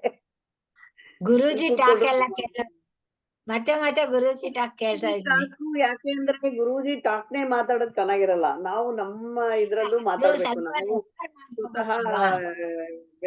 ಬೇರೆ ನೋಡಿ ತಿಳ್ಕೊಬೇಕು. ನಾವು ತಿಳ್ಕೊಂಡ್ ಹೌದು. ಮಾತಾಡ್ಬೇಕು. ಸೊ ಅದರಿಂದ ಬೇರೆಯವ್ರದನ್ನು ಕೇಳ್ತಾ ಇರ್ತೀವಿ. ಅವಾಗಂತೂ ನನ್ನ ಆ ಕಾರ್ಯಕಾರಣಗಂತೂ ತುಂಬಾನೇ ಹುಡುಕದೆಪ್ಪ. ಅದು ಹುಡುಕಾದ್ಮೇಲೆ ಒಂಥರ ಗಟ್ಟಿ ಆಯ್ತದು ಕಾರ್ಯಕಾರಣ. ಇನ್ನೇನು ಇಲ್ಲ, ಡ್ಯಾನ್ಸರ್ ಎಕ್ಸಾಂಪಲ್ ನನ್ಗೆ ತುಂಬಾ ಇಷ್ಟ ಆಯ್ತು. ಎಲ್ಲ ಮಾಡ್ಬಿಟ್ಟು ಮತ್ತೆ ಸುಮ್ನೆ ಕೂತ್ಕೊಂಡ್ರೆ ಎಲ್ಲ ಅವ್ರೊಳಗೆ ಇದೆ, ಬಂತು ಹೋಯ್ತು ಅಷ್ಟೇ. ಒಂಥರ ಆ ಸ್ವಾಮೀಜಿ ಯಾರೋ ಮಾತಾಡಿದ್ರು, ತುಂಬಾ ಮಾತಾಡಿದ್ರು ಅದ್ರ ಬಗ್ಗೆ. ಅವ್ರು ಯಾರೋ ಇಂಟರ್ವ್ಯೂ ಮಾಡೋರು ಕಾರ್ಯಕಾರಣದ ಬಗ್ಗೆ ಹೇಳಿ ಅಂತ. ಅವ್ರು ಸುಮಾರು ಎಕ್ಸಾಂಪಲ್ಸ್ಗಳು ಹೇಳಿದ್ರು. ನನ್ಗೆ ಇದು ಆಮೇಲೆ ಇನ್ನೊಂದು ತುಂಬಾ ಇಷ್ಟ ಆಯ್ತು, ಡ್ಯಾನ್ಸರ್ದು ಎಲ್ಲ. ಒಂಥರ ಎಷ್ಟು ಸಿಂಪಲ್ ಅನ್ನಿಸ್ತು, ಎಷ್ಟು ಚಂದ ಅಲ್ವಾ ಅಂತ. ಆ ಬೊಂಬೆಗಳು ಸಕ್ಕರೆ ಹಚ್ಚಲ್ ಮಾಡೋದು, ನಾವೇ ದಿನನಿತ್ಯದಲ್ಲಿ ನಮ್ದೇ ಎಷ್ಟೊಂದು ಪಾತ್ರಧಾರಿಗಳು ನಾವೇ ಮಾಡಿದೀವಿ. ಆಮೇಲೆ ಕೊನೆಯಲ್ಲಿ ಸುಮ್ಮನೆ ಕೂತ್ಕೋತೀವಿ, ಎಷ್ಟು ಪಾತ್ರ ಮಾಡಿದೀವಿ ನಾವು. ಆಮೇಲೆ ಸುಮ್ಮನೆ ಕೂತ್ಕೋತೀವಿ, ಎಲ್ಲ ಅಷ್ಟೇ ಅಲ್ವಾ ಅಂತ. ಹಾಗೆ ದಿನದ ಪಾತ್ರದಲ್ಲಿ ಸುಮ್ನೆ ಕೂತ್ಕೊಳ್ಳೋ ಒಂದು ದಿನದ ಎಂಡಲ್ಲಿ ಸುಮ್ನೆ ಕೂತ್ಕೊಳ್ಳೋದ್ರ ತರಾನೇ ಜೀವನದಲ್ಲೂ ಪೂರ್ತಿ ಎಲ್ಲಾ ಮಜಲುಗಳು ದಾಟಿ ಎಂಡಿಗೆ ಬಂದ್ಬಿಟ್ಟು ಹಂಗೆ ಕೂತ್ಕೊಂಡು ಹಂಗೆ ನಮ್ದು ಮುಗಿಸ್ಕೊಂಡು ಇಹಲೋಕ ಹೋಗೋ ಸ್ಟೇಜ್ ಬಂದ್ಬಿಡ್ತು ನೋಡಿ. ಆಮೇಲೆ ನಾವು ಜ್ಞಾನಗಂಗೆ ಜೆ ಸೆಷನ್ಸ್ ಎಷ್ಟು ತಪ್ಪಿಸ್ಕೋತಾ ಇದ್ದೆ ಅಂದ್ರೆ, ಈಗ ಅದಕ್ಕೆ ನಾನ್ ಸೀನಿಯರ್ ಮತ್ತೆ ಜಾಯ್ನ್ ಆಗ್ತೀನಿ ಮೇಡಮ್. ಏನ್ ಗೊತ್ತಾ, ಇವತ್ ಬೆಳಿಗ್ಗೆ ಕುತ್ಕೊಂಡಿದ್ದು 10:30 11 ಗಂಟೆಗೆ ವಿಡಿಯೋ ತಕೊಂಡ್ ಕುತ್ಕೊಂಡಿದ್ದು ಕಾತ್ಯಾನಿ ಮೇಡಮ್ ಒಂದ್ ಕಾನ್ಫಿಡೆನ್ಸ್ ಕೊಟ್ರು. ಏನಂದ್ರೆ ಎಲ್ಲ ಗೊತ್ತಿರತ್ತೆ ನಿಮ್ಗೆ, ತಿಳಿದೇ ಇರೋದೇನಿಲ್ಲ ಅಂದ್ರೆ ಕೇಳಿರ್ತೀವಲ್ವಾ ಗುರುಗಳು ಕೇಳಿ ಎಷ್ಟು ವರ್ಷಗಳಿಂದ, 2-3 ವರ್ಷದಿಂದ ಅಂತೂ ಕೇಳ್ತಿದೀವಿ. ಅದ್ ಖಂಡಿತವಾಗಿ ಬಂದಿರೋದು. ಗ್ರೂಪ್ ಪರಮಾತ್ಮ ನೆನಪಿಸಿ ನೀವು ಅಂತಂದ್ರೆ ನೆನ್ಪು ಬರುತ್ತೆ. ಜೊತೆಗೆ ಬ್ಲಂಡರ್ ಮಾಡಿದ್ರು ಇಲ್ಲಿ ತಿದ್ದಕ್ಕೆ ತುಂಬಾ ಜನ ಇರ್ತಾರೆ, ಮೇಡಮ್ ಇರ್ತಾರೆ. ಹಂಗಾಗಿ ನೀವು ಸುಮ್ನೆ ಅಟೆಂಡ್ ಮಾಡಿದ್ದಕ್ಕೆ ಭಗವದ್ಗೀತೆ ಎಷ್ಟು ಮಿಸ್ ಮಾಡ್ಕೊಂಡ್ಬಿಟ್ಟೆ ಮೇಡಮ್. ಪ್ರಿಪೇರ್ ಆಗಿಲ್ಲ, ಆನ್ಸರ್ ಮಾಡದಿದ್ರೆ ಹೆಂಗೆ, ಇದೆಂತ ತಲೆಲಿತ್ತು ನಂದು. ಅದ್ ಹೋಗ್ಸಿದ್ರು ಕಾತ್ಯಾನಿ ಮೇಡಮ್. ಅದಕ್ಕೆ ಸುಮ್ನೆ ಕುತ್ಕೊಂತೀನಿ, ಎಲ್ಲಾದ್ರೂ ಇರ್ಲಿ ಕುತ್ಕೊಂತೀನಿ, ಓದಿಲ್ದೇ ಇರೋ ಪರವಾಗಿಲ್ಲ ಕುತ್ಕೊಂತೀನಿ. ನಮ್ಗೆ ಏನ್ ಬರುತ್ತೆ ಹೇಳ್ತೀವಿ, ಹೇಳಕ್ಕಾಗ್ಲಿಲ್ಲ ಅಂದ್ರೆ ಇನ್ನೊಬ್ರು ಹೇಳದ್ ಕೇಳಿಸ್ಕೊಂಡಾರು ಕಿವಿ ಮೇಲ್ ಬೀಳತ್ತಲ್ಲ ಅಂತ. ಜೆ ಸೆಷನ್ ತುಂಬಾ ಮಿಸ್ ಮಾಡ್ಕೊಂಡ್ಬಿಟ್ಟೆ ಭಗವದ್ಗೀತೆ. ನಾನು ಮತ್ತೆ ಅಟೆಂಡ್ ಮಾಡ್ತೀನಿ, ಮತ್ತೆ ಜಾಯ್ನ್ ಆಗ್ತೀನಿ. ಅತ್ತೆ ಹೇಳ್ದಂಗೆ ಬೇರೆ ವಿಡಿಯೋಸ್ ಅಲ್ಲಿ ತುಂಬಾ ಚೆನ್ನಾಗಿರೋದು ಹೇಳಿರ್ತಾರತ್ತೆ, ಆದ್ರೆ ಎಲ್ಲ ತಗೊಂಡ್ ಸಾರಾಂಶ ಬರೆಯಕ್ ಹೋದ್ರೆ ಜಸ್ಟ್ ಇಷ್ಟೇ ಇದ್ದೇ ಜಸ್ಟ್ ಅದೇ ನಮಗ್ ಅರ್ಥ ಆಗೋ ರೀತಿಲಿ ಇನ್ನೂ ಸುಲಭದಲ್ಲಿ ಹೇಳಿರ್ತಾರೆ. ನೀವ್ ಹೇಳ್ದಂಗೆ ಕೆಲವು ಎಕ್ಸಾಂಪಲ್ಸ್ ಮನಸ್ ಮುಟ್ಟತ್ತೆ. ಬ್ಯೂಟಿಫುಲ್. ಕೊನೆಗ್ ಗುರುಗಳು ಹೇಳಿದಕ್ಕೆ ಆಮೇಲೆ ನಾವು ಬೇರೆಯವ್ರ ಹತ್ರ ಇದ್ರ ಬಗ್ಗೆ ಮಾತಾಡೋದು, ಒಬ್ಬ ಟೀಚರ್ಗೆ ಒಂದ್ ಮಗುಗೆ ತರ ಹೇಳ್ಬೇಕು, ಪಕ್ಕದ ಮನೆಯವ್ರಿಗೆ ಹತ್ರ ಈ ತರ ಹೇಳ್ಬೇಕು, ಬೇರೆಯವ್ರು ಯಾರಾದ್ರೂ ಬಂದ್ರೆ ಹೇಗೆ ಹೇಳ್ಬೇಕು, ಅದು ಒಂಥರ ಕ್ಲಾಸ್ ಮಾಡಿದ್ದಾರೆ. ಅದು ನಾವು ಅವಾಗ ನಾವು ಅದು ಚೆನ್ನಾಗಿತ್ತು. ಅಲ್ಲ, ನಾನು ಈ ನಡುವೆ ಗಮನಿಸ್ತಾ ಇದ್ದೀನಿ, ಅವ್ರು ಯಾರೋ ಒಬ್ರು ಸಕಲ ಅಮ್ಮ ಅಂತ ಮಾತಾಡ್ತಾರೆ. ನನ್ಗೆ ಅದು ಹೊಸದು, ನಾನು ಈಗ್ಲೇ ನೋಡ್ತಾ ಇರೋದು ವಿಡಿಯೋಸ್. ಶ್ರೀವಿದ್ಯಾ ಅದು ಎಲ್ಲ ಮಾತಾಡ್ತಾ ಇರ್ತಾರೆ. ನಾನು ನೋಡೋಣ ಅಂತ ಸುಮ್ನೆ ಅವ್ರ ಟಾಕ್ ಎಲ್ಲ ಕೇಳಿದ್ರೆ ಅದು ನಥಿಂಗ್, ಏನು ಇಲ್ಲ. ನಮ್ಮ ಗುರುಗಳು ಹೇಳಿರೋದೇ ಅವರು ಹೇಳೋದು. ಅವರು ತಾಂತ್ರಿಕ ದೃಷ್ಟಿಯಿಂದ ಅವರು ಅದಕ್ಕೆ ಪ್ರತಿಯೊಂದಕ್ಕೂ ಒಂದು ಅರ್ಥ ಕೊಟ್ಕೊಂಡು, ಒಂದು ಮೆಥಡ್ ಕೊಟ್ಕೊಂಡು, ಅವ್ರು ಅದನ್ನ ಮಾಡಿ, ಅಂದ್ರೆ ಅವ್ರದೇ ರೀತಿನಲ್ಲಿ ಅವ್ರ ಅನುಭವ ಪಡೆಯಕ್ಕೋಸ್ಕರ ಇದ್ ಮಾಡ್ತಾರೆ. ಆದ್ರೆ ಕೊನೆಯಲ್ಲಿ ಯಾವುದೇ ಅನುಭವ ಪಡೆದ್ರು ಲಾಸ್ಟ್ ಅಲ್ಲಿ ಅವ್ರು ಹೇಳೋದನ್ನು ಇದೆ, ಒಂದೇ ನಾನು ಅವನು ಎಲ್ಲ ಒಂದೇ ಅನ್ನೋದೇ ಬರದೆ ಅದನ್ನು ಅವರು ಹೇಳೋದು. ಅದನ್ನ ನಾನು ಅದಕ್ಕೆ ಇವರು ಶ್ರೀವಿದ್ಯಾ ಇದು ಹೇಳ್ತಾರಲ್ಲ, ಇವ್ರು ಏನ್ ಹೇಳ್ತಾರೆ ಕೇಳಿಸ್ಕೊಳ್ಳೋಣ ಅಂತ ಸುಮ್ನೆ ನಾನು ಕೇಳಿಸ್ಕೊಂಡ್ರೆ, ಅಂದ್ರೆ ಅವ್ರೊಂಥರ ಅವ್ರದೇ ಒಂದು ಅವ್ರು ಆ ಸ್ಕೂಲಿಂದ ಬಂದಿರ್ತಾರಲ್ವಾ, ಅವರು ತಾಂತ್ರಿಕ್ ಸ್ಕೂಲ್ಗಳಿಂದ, ಒಂದೊಂದು ಅಖಾಡದಿಂದ ಒಬ್ಬೊಬ್ರು ಬಂದಿರ್ತಾರೆ, ಒಬ್ಬೊಬ್ರು ಗುರುಗಳಿಂದ. ಅವರು ಆ ಭಾಷೆಗಳನ್ನ ಉಪಯೋಗಿಸಿ, ಆ ತಂತ್ರಗಳು, ಅದರದ್ದೇ ಆದ ಅರ್ಥಗಳು, ಅದರದ್ದೇ ಆದ ಒಂದು ಉದ್ದೇಶ, ಆಮೇಲೆ ಅದ್ರ ಸಾಧನೆ, ಅದನ್ನ ಹೇಳ್ತಾ ಇರ್ತಾರೆ. ಎಲ್ಲ ನಮ್ಮ ಇದ್ರಲ್ಲಿ ನಮ್ಮ ಗುರುಗಳೇ ಇರೋದೆ, ಇನ್ಯಾವುದು ಹೊಸಾದಂತೂ ಯಾವ್ದು ಇಲ್ಲ ಅದ್ರಲ್ಲಿ. ಅಂತಿಮವಾಗಿ ಇದೆ. ನಾವು ಅಂತಿಮವಾಗಿ ಇಲ್ಲಿ ಬಂದು ನಿಂತ್ಬಿಟ್ಟಿದೀವಿ, ಅವರು ಸಾಧನೆ ಮೂಲಕ ಬರ್ತಾ ಇದಾರೆ ಅಷ್ಟೇ. ಕೊನೆಗೆ ಬಂದು ನಿಲ್ಲದು ಇಲ್ಲಿಗೆನೇನೆ. ಅಂದ್ರೆ ಅವ್ರಿಗೆ ಅನುಭವ ಆಗ್ಬೋದು, ಆ ಸಾಧನೆಯಿಂದ ಸಿದ್ಧಿ ಪಡ್ಕೊಂಡು ಹಲವಾರು ಅನುಭವಗಳು ಅವ್ರಿಗೆ ಆಗ್ಬೋದು. ನಮ್ಮ ಅನುಭವಗಳು ನಮಗ್ ಡಿಫ್ರೆಂಟ್ ಆಗಿರ್ತದೆ. ನಾವೇ ಒಂದು ರೀತಿ ಅರ್ಥಕೋತೀವಿ, ಅವರೇ ಒಂದು ರೀತಿಲಿ ಅರ್ಥ. ಅಲ್ಲ, ನಮಗೆ ಈ ಜನ್ಮದಲ್ಲೇನೆ ಮುಕ್ತಿ ಪಡ್ಕೊಳಕ್ಕೆ ನಮ್ ಗುರುಗಳು ರೆಡಿ ರೆಕನರ್ ತರ ಎಲ್ಲೂ ಸುತ್ತಬೇಡ್ರಿ ಅಂತ ಹೇಳ್ಬಿಟ್ಟು ಡೈರೆಕ್ಟ್ ಆಗಿ ಕೊಟ್ಬಿಟ್ಟಿದ್ದಾರೆ. ಪಾಪ ಬೇರೆಯವರು ಬರ್ಲಿ, ಅವರು ಅವ್ರವ್ರದೇ ಆದ ವಾಸನೆಗಳ ಮೂಲಕ ಬರ್ತಾರೆ, ಬರ್ಲಿ, ಕಮೆಂಟ್ ಮಾಡಕ್ಕೆ ಟೈಮ್ ತಗೊಳತ್ತೆ. ಅದನ್ನೆಲ್ಲ ಮಾಡ್ಕೊಂಡ್ ಬರ್ತಾ ಇದ್ರೆ ಇನ್ನೂ ನಿಧಾನ ಆಗತ್ತೆ. ನಮಗೆ ಅದೃಷ್ಟ ಚೆನ್ನಾಗಿ ಎಂಜಾಯ್ ಮಾಡ್ತಾ ಇದಾರೆ. ಅವ್ರ ಸಾಧನೆನಲ್ಲಿ ಬರುವಂತ ಒಂದ್ ಸಿದ್ಧಿಗಳೇ ಇರ್ಬೋದು, ಅಥವಾ ಅದಿರ್ಬೋದು, ಇದಿರ್ಬೋದು, ಇನ್ನೊಂದಿರ್ಬೋದು, ಮತ್ತೊಂದು, ಅದನ್ನ ಎಂಜಾಯ್ ಮಾಡ್ತಾ ಇದಾರೆ. ಕೊನೆಗೆ ಅವರು ಅಲ್ಲಿಗೆ ಬಂದು ಬರ್ಲೇಬೇಕು. ಅಲ್ಲಿಗೆ ಬಂದು ನಿಲ್ಲದು ಅಂದ್ರೆ ನಾವು ಮೊದ್ಲೇ ಹೋಗಿ ಅಲ್ಲಿ ಕೂತಿರ್ತೀವಿ ಫಸ್ಟ್. ಅವ್ರು ಸ್ವಲ್ಪ ಎಲ್ಲ ಬಳಸ್ಕೊಂಡು ನಾನೇನ್ ಬರ್ತಾರೆ. ಹಾಗಲ್ಲ, ಎಲ್ಲಾರ್ದು ಅವ್ರದ್ದು ಇವ್ರದ್ದು ಇನ್ನೊಬ್ರು ಈಗ ತುಂಬಾ ಮಾತಾಡೋರು ಇದಾರೆ. ನಾವು ಅಷ್ಟು ಕೇಳಿದ್ರೆ ನಮ್ ತಲೆ ಇದು ಕೆಟ್ಟೋಗ್ಬಿಡುತ್ತೆ. ಒಬ್ಬರೇ ಗುರು, ಆ ಗುರುನೇ ನಾವು ನಂಬೇಕು, ಆ ಗುರು ಹೇಳಿದ್ದೆ ನಂಬೇಕು ಅಷ್ಟೇ. ನಮ್ ಗುರುಗಳು ಸರಳ ಆತರ ಅಲ್ಲ. ನೀವು ಒಬ್ರೇ ಗುರು ನಂಬಿದಿರಿ, ಒಬ್ರೇ ಗುರು ಸರಿ, ಆದ್ರೆ ಕೇಳಿಸ್ಕೊಳ್ಳೋದ್ರಲ್ಲಿ ತಪ್ಪೇನಿಲ್ಲ. ಇದನ್ನೇ ಹೇಳ್ತಾ ಇರೋದು, ಅವರು ಇದನ್ನೇ ಹೇಳ್ತಾ ಇರೋದು. ಇವ್ರು ಏನ್ ಹೇಳ್ತಾರೆ ಅಂತ ಕೇಳೋಕ್ಕೋಸ್ಕರ ನಾನು ಕೇಳಿಸ್ಕೊಡ್ತೀನಿ. ಅವ್ರು ಏನು ಅವ್ರೇನು ಅಷ್ಟು ಸಾಧಾರಣವಾಗಿ ಮಾಡೋ ಅಂತದಲ್ಲ. ಶ್ರೀವಿದ್ಯೆ ಅನ್ನೋದು ಬೇರೆ ಬೇರೆ ಏನು ವೆಯ್ಟ್ ಇದೆ ಅವರು ಮಾಡೋದು. ನಾನ್ ಸುಮ್ನೆ ಅವ್ರು ಅಷ್ಟು ಸುಲಲಿತವಾಗಿ ಮಾತಾಡ್ತಾ ಇರ್ತಾರೆ. ಏನ್ ಹೇಳ್ತಾರೆ ಅಮ್ಮ, ಏನ್ ಇಷ್ಟೊಂದು ಬರುತ್ತಲ್ಲ ಇವ್ರದ್ದು ಅಂತ ಒಂದ್ 2-3 ನೋಡ್ದೆ ಅವ್ರದ್ದು ವಿಡಿಯೋಸ್. ಆಮೇಲೆ ನನ್ಗೆ ಸ್ಕಿಪ್ ಮಾಡ್ತೀನಿ. ನಮ್ ಗುರುಗಳು ಏನಾರು ಹೇಳಿರೋದು ಇಲ್ಲಿ ಲಾಸ್ಟ್ ಅಲ್ಲಿ ಏನಾರು ಇವ್ರು ಹೇಳ್ತಾರ ಅಂತ. ಅವ್ರು ಹೇಳೋದು ಅಷ್ಟೇ, ಇನ್ನೇನಿಲ್ಲ. ಅವ್ರು ಗುರು ಅಂತ ಗುರುಮುಖೇನ ಬರ್ತಾರೆ. ಅವ್ರದೇ ಒಂದ್ ಸಾಧನೆ ಅಷ್ಟೇ. ನಾವು ಸಾಧನೆ ಮಾಡ್ಬೇಕಿಲ್ಲ. ಆಕ್ಚುಲ್ ಆಗಿ ನಾವು ತುಂಬಾ ಹಗುರವಾಗಿ ತಗೊಂಡಿದೀವಿ ಅಷ್ಟೇ, ನಾನ್ ತಿಳ್ಕೊಂಡಿರೋದು. ನಾವಿಲ್ಲಿ ಹಗುರವಾಗಿ ಬರೀ ಕ್ಲಾಸ್ ಅಟೆಂಡ್ ಮಾಡ್ಬಿಡೋದು, ಆಮೇಲೆ ಸುಮ್ನೆ, ಆಮೇಲೆ ಮತ್ತೆ ನಾವು ಅಲ್ಲಿ ಆಚೆ ಹೋಗ್ಬಿಟ್ಟು ಅಂದ್ರೆ ಆಗೋಯ್ತು. ಮತ್ತೆ ಕ್ಲಾಸ್ ಅಟೆಂಡ್ ಮಾಡಿ ಗಿಣಿಪಾಠ ತರ ಒಪ್ಪಿಸ್ಬಿಡೋದು, ಮತ್ತೆ ಎಲ್ಲ ಆಚೆ ಹೋಗ್ಬಿಡೋ, ಮತ್ತೆ ಅದೇ ತರ. ಅದಲ್ಲ ಆಕ್ಚುಲ್ ಆಗಿ ಅದ್ರಲ್ಲಿ ನಿಲ್ಬೇಕು ನಾವು ಸಾಧನೆ ನಮ್ದಿಲ್ಲ. ಸಾಧನೆ ಮಾಡ್ಬೇಕು ನಾವು. ಸಾಧನೆ ತುಂಬಾ ಕಡಿಮೆ ಇದೆ ನಮ್ಗೆ, ಮಾಡ್ಬೇಕು. ಹೌದು, ಶ್ರವಣ ಮನನ ನಿಧಿಧ್ಯಾಸ ಆಗ್ತಾ ಇಲ್ಲ. ಎಷ್ಟೊತ್ತಿಗೆ ನಿಧಿಧ್ಯಾಸ ಮಾಡ್ತೀವಿ, ಶ್ರವಣ ಮನನ ಆಗ್ತಾ ಇದೆ, ನಿಧಿಧ್ಯಾಸಕ್ಕೆ ನಾವು ಒತ್ತು ಕೊಡ್ಬೇಕಾಗತ್ತೆ ಅಲ್ವಾ? ನಾವು ಮಾಡ್ತಾ ಇರೋದು ಕಡಿಮೆ ಅಂತ ನಾನು ಅನ್ಕೊಂಡು. ಹೌದು, ಖಂಡಿತ ಹೌದು. ತುಂಬಾ ಕಡಿಮೆ ಮಾಡ್ತಾ ಇರೋದು. ನಾವು ಒಂಥರ ತುಂಬಾ ಈಸಿ ಗೋಯಿಂಗ್ ಅಲ್ಲಿ ಹೋಗ್ತಾ ಇದೀವಿ, ಒಂಥರ ಚೆನ್ನಾಗಿ ಹೋಗ್ತಾ ಇದೀವಿ. ಗುರುಗಳ ಒಂದ ಗೂಡಲ್ಲಿ ನಾವು ಒಂಥರ ಸಲೀಸಾಗಿ ಒಂಥರ ತೇಲ್ಕೊಂಡು ಹೋಗ್ತಾ ಇದೀವಿ. ನಮ್ದು ಇನ್ನು ಸಾಲದು ಮಾಡ್ಬೇಕು. ಗುರುಗಳು ನಮ್ಗೆ ಸ್ವಲ್ಪ ಅಂದ್ರೆ ಮಾಫಿ ಸ್ವಲ್ಪ ಗ್ರೇಸ್ ಮಾರ್ಕ್ಸ್ ಜಾಸ್ತಿ ಕೊಡ್ತಾರೆ ಗುರುಗಳು. ನಮ್ ಗುರುಗಳು ತುಂಬಾನೇ ಫ್ರೆಂಡ್ಲಿ ಇದಾರಲ್ಲ, ಹಂಗಾಗಿ ನಾವು ಆ ಒಂದು ಸೀರಿಯಸ್ನೆಸ್, ಸೀರಿಯಸ್ ಗುರುವಿನ ಮುಖ ನಾವು ನೋಡಿಲ್ಲ ಆಕ್ಚುಲ್ ಆಗಿ. ನಾವು ಆಮೇಲೆ ನಮ್ ಗುರುಗಳು ಏನಂದ್ರೆ ಯಾವ್ದನ್ನು ಮಾಡ್ಬೇಡ ಅನ್ನಲ್ಲ. ನಿನಗ್ ಏನ್ ಬೇಕನ್ಸತ್ತೆ, ನೀನ್ ಭಕ್ತಿ ಯೋಗನ ತಪ್ಪು ಅನ್ನಲ್ಲ, ಕರ್ಮಯೋಗ ಯಾವ ತಪ್ಪು ಅಲ್ಲ. ಈ ರೀತಿ ಮಾಡಿದ್ರೆ ಟೈಮ್ ವೇಸ್ಟ್ ಅಂತಾನೆ ಆಗ್ಲಿ, ಅಥವಾ ಸುತ್ತಬಳಿಸಿ ಬರ್ತೀರಾ ಕೊಂಡ್ನ ಸುತ್ತ ಮೈಲಾರಕ್ ಬೇಡ, ಹಿಂಗೆ ಬನ್ನಿ ಅನ್ನೋದನ್ನ ಡಿಪ್ಲೊಮ್ಯಾಟಿಕ್ ಇಂಡೈರೆಕ್ಟ್ ವೇನಲ್ಲಿ ಸುಮ್ನೆ ಹೇಳ್ಕೊಂಡು ಹೋಗ್ತಾವ್ರೆ. ಮುಂಚೆಗೆಲ್ಲ ಪ್ರತಿ ದಿವಸ ಪ್ರವಚನ ಇರ್ತಿತ್ತಲ್ಲ, ಆ ಪ್ರತಿ ದಿವಸದ್ದು ನಮ್ಮತ್ತೆ ಎಷ್ಟೋ ಸರಿ ಹೇಳೋರು, ಒಂದೇ ಸಮ ಅದು ಇದು ಅಂತ ಎಲ್ಲಾ ತಟ್ಟೆ ಕೈ ಹಾಕ್ಬೇಡ, ಯಾವ್ದು ಗೊತ್ತಾಗಲ್ಲ ನಿನ್ಗೆ ಅಂತ. ಅವ್ರು ಹೇಳದ್ಮೇಲೆ ಒಂದ್ ಸ್ವಲ್ಪ ಕಡಿಮೆ ಮಾಡ್ಕೊಂಡು, ಅಂದ್ರೆ ಬಕ್ಪಕ್ಷಿ ತರ ಎಲ್ಲವೂ ಬೇಕು, ಏನಿದು ಇಷ್ಟೊಂದು ಇಂಟ್ರೆಸ್ಟಿಂಗ್ ಆಗಿದೆ, ಇದು ಯಾವ್ದೋ ಹೊಸ ವಸ್ತು, ಹೊಸ ವಿಷಯ, ಹೌದಲ್ವಾ ಅಂತ ಒಂಥರ ಮನ್ಸು ರೋಮಾಂಚನ ಆಗ್ಬಿಡ್ತಿತ್ತು. ಎಲ್ಲವೂ ಕೇಳ್ತಾ ಇರ್ತಿದ್ದೆ. ಅವರು ಗುರುಗಳು ಶಾರ್ಟ್ ಕಟ್, ಒಂದು ಸಿಂಪಲ್ ವೇ, ತುಂಬಾ ಕಠಿಣವಾದ ಒಂದು, ಈಗ ವಿಧುಶೇಖರ ಭಾರತಿಯವರು ಮಾತಾಡಿದ್ ಕೇಳಿಸ್ಕೊಂಡಾಗ ಎಕ್ಸಾಕ್ಟ್ಲಿ ನಮ್ ಗುರುಗಳು ಹೇಳೋದು, ನಮ್ಗ್ ಸಿಕ್ಕಿರೋ ಗುರು ಅಂದ್ರೆ, ನಮ್ ಗುರು ಯಾವತ್ತು ನನ್ ಗುರು ಅನ್ನೋ ಬಿಹೇವಿಯರ್ ಇಲ್ಲ ನಮ್ ಗುರುಗಳಲ್ಲಿ. ಅವ್ರು ಹೇಳಿರೋದೇ ಜಸ್ಟ್ ಅತ್ತೆ ಹೇಳ್ದಂಗೆ ಫೈನಲಿ ಎಂಡಲ್ಲಿ ಸೇಮ್ ಇದನ್ನೇ.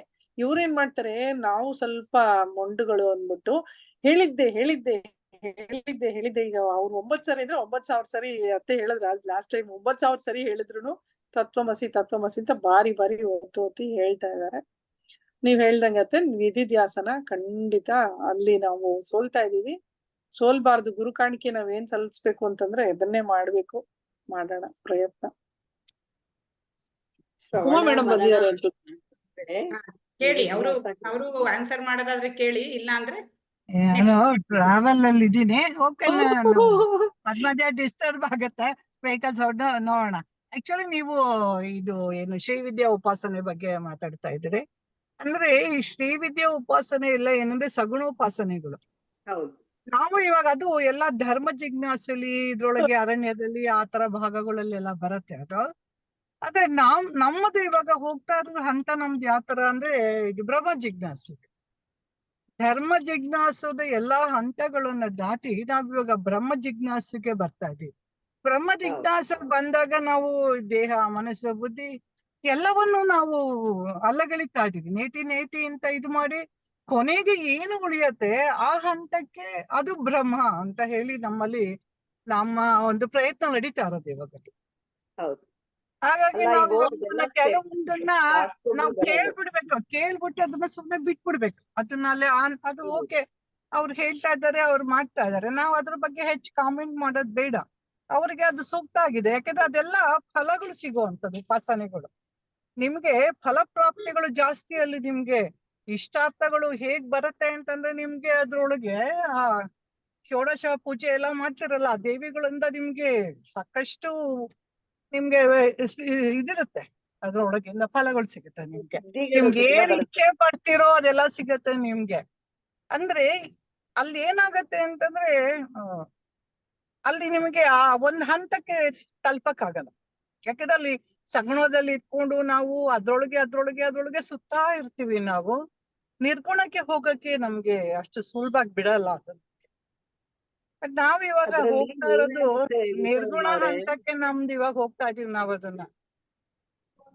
ಅಲ್ಲ ಅದ್ರಲ್ಲಿ ಏನಾಗುತ್ತೆ ಅಂದ್ರೆ ಆ ಸಗುಣೋಪಾಸನೆ, ಆ ತಾಂತ್ರಿಕ್ಸ್ ಇದು ಎಲ್ಲ ಮಾಡೋವಾಗ ಅದ್ರಲ್ಲೂ ಗುರುಗಳು ತುಂಬಾ ತರ ಗುರುಗಳಿರ್ತಾರೆ.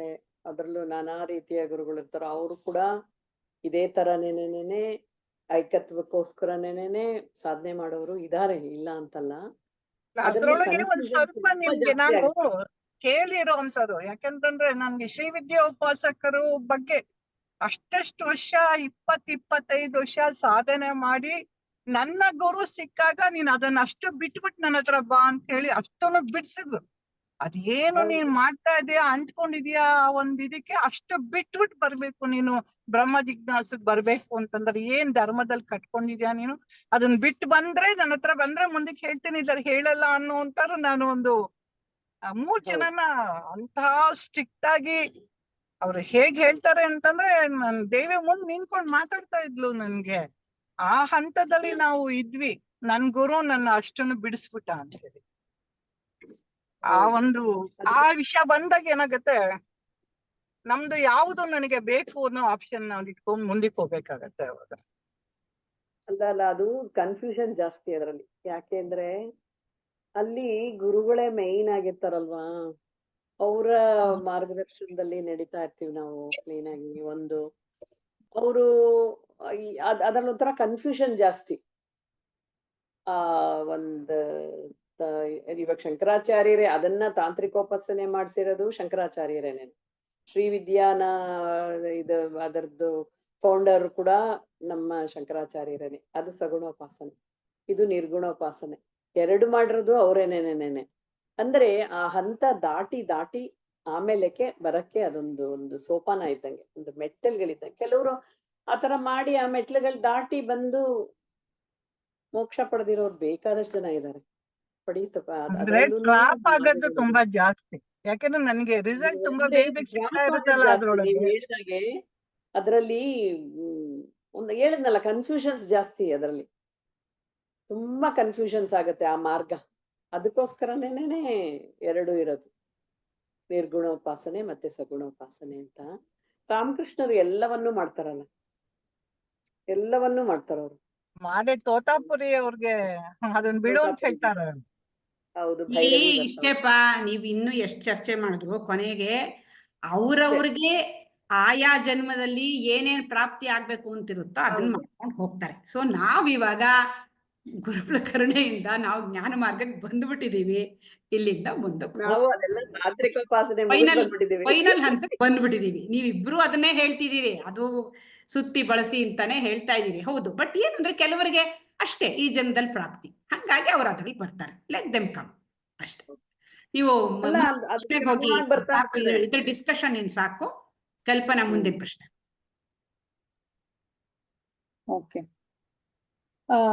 ನಮ್ ಜೆ ಸೆಷನ್ ಫಸ್ಟ್ ಕ್ವಶನ್ ಇತ್ತು ಜೀವನದ ಗುರಿ ಏನು ಅಂತ.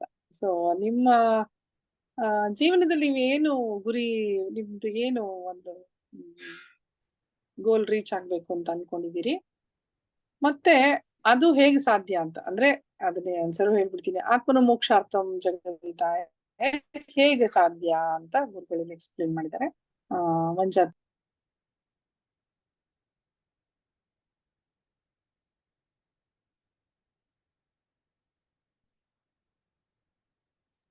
ಯಾರ ಕೇಳಿದ್ರಿ ಕ್ವಶನ್?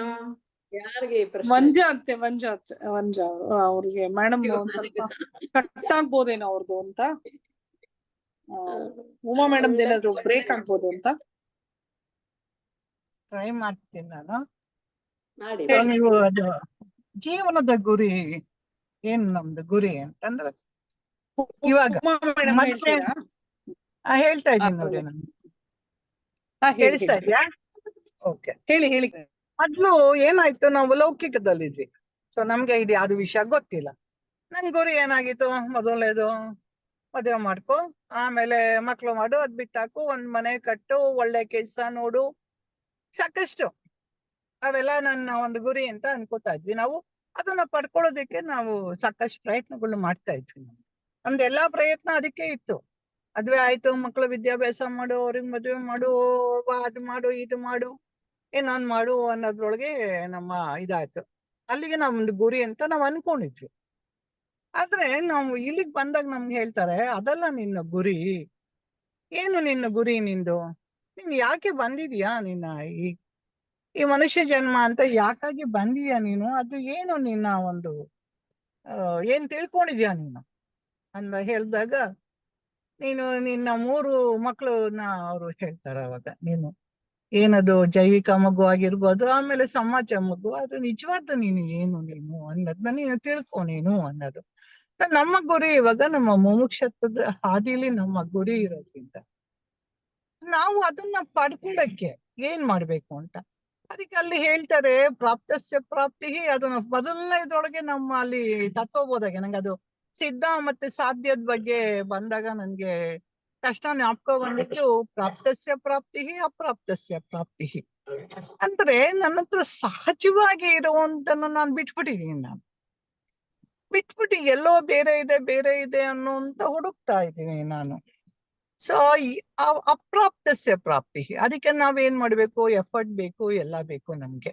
ಯಾವ್ದೋ ಒಂದು ಹೋಗ್ಲಿ ಒಂದೇನೋ ಓದ್ಬೇಕು, ನೀವೇ ಡಾಕ್ಟರ್ ಓದಿದ್ದೀರ, ಮೆಡಿಕಲ್ ಓದಕ್ಕೆ ಸಾಕಷ್ಟು ಎಫರ್ಟ್ ಹಾಕ್ಬೇಕು ಬೇಕು. ಅಥವಾ ಇನ್ನೊಂದು ಮನೆ ಕಟ್ಬೇಕು, ಅದಕ್ಕೆ ಪ್ರತಿ ಒಂದು ಪ್ಲಾನ್ ಇಂದ ಹಿಡಿದು ಎಲ್ಲಾ ಎಫರ್ಟ್ಸ್ ಬೇಕು. ಆದ್ರೆ ಪ್ರಾಪ್ತಸ್ಯ ಪ್ರಾಪ್ತಿ ಸಿದ್ಧ, ಎಲ್ಲವೂ ರೆಡಿ ಇದೆ, ನಾನು ಅದನ್ನ ನೋಡ್ಕೊಳ್ತಾ ಇಲ್ಲ ನಾನು.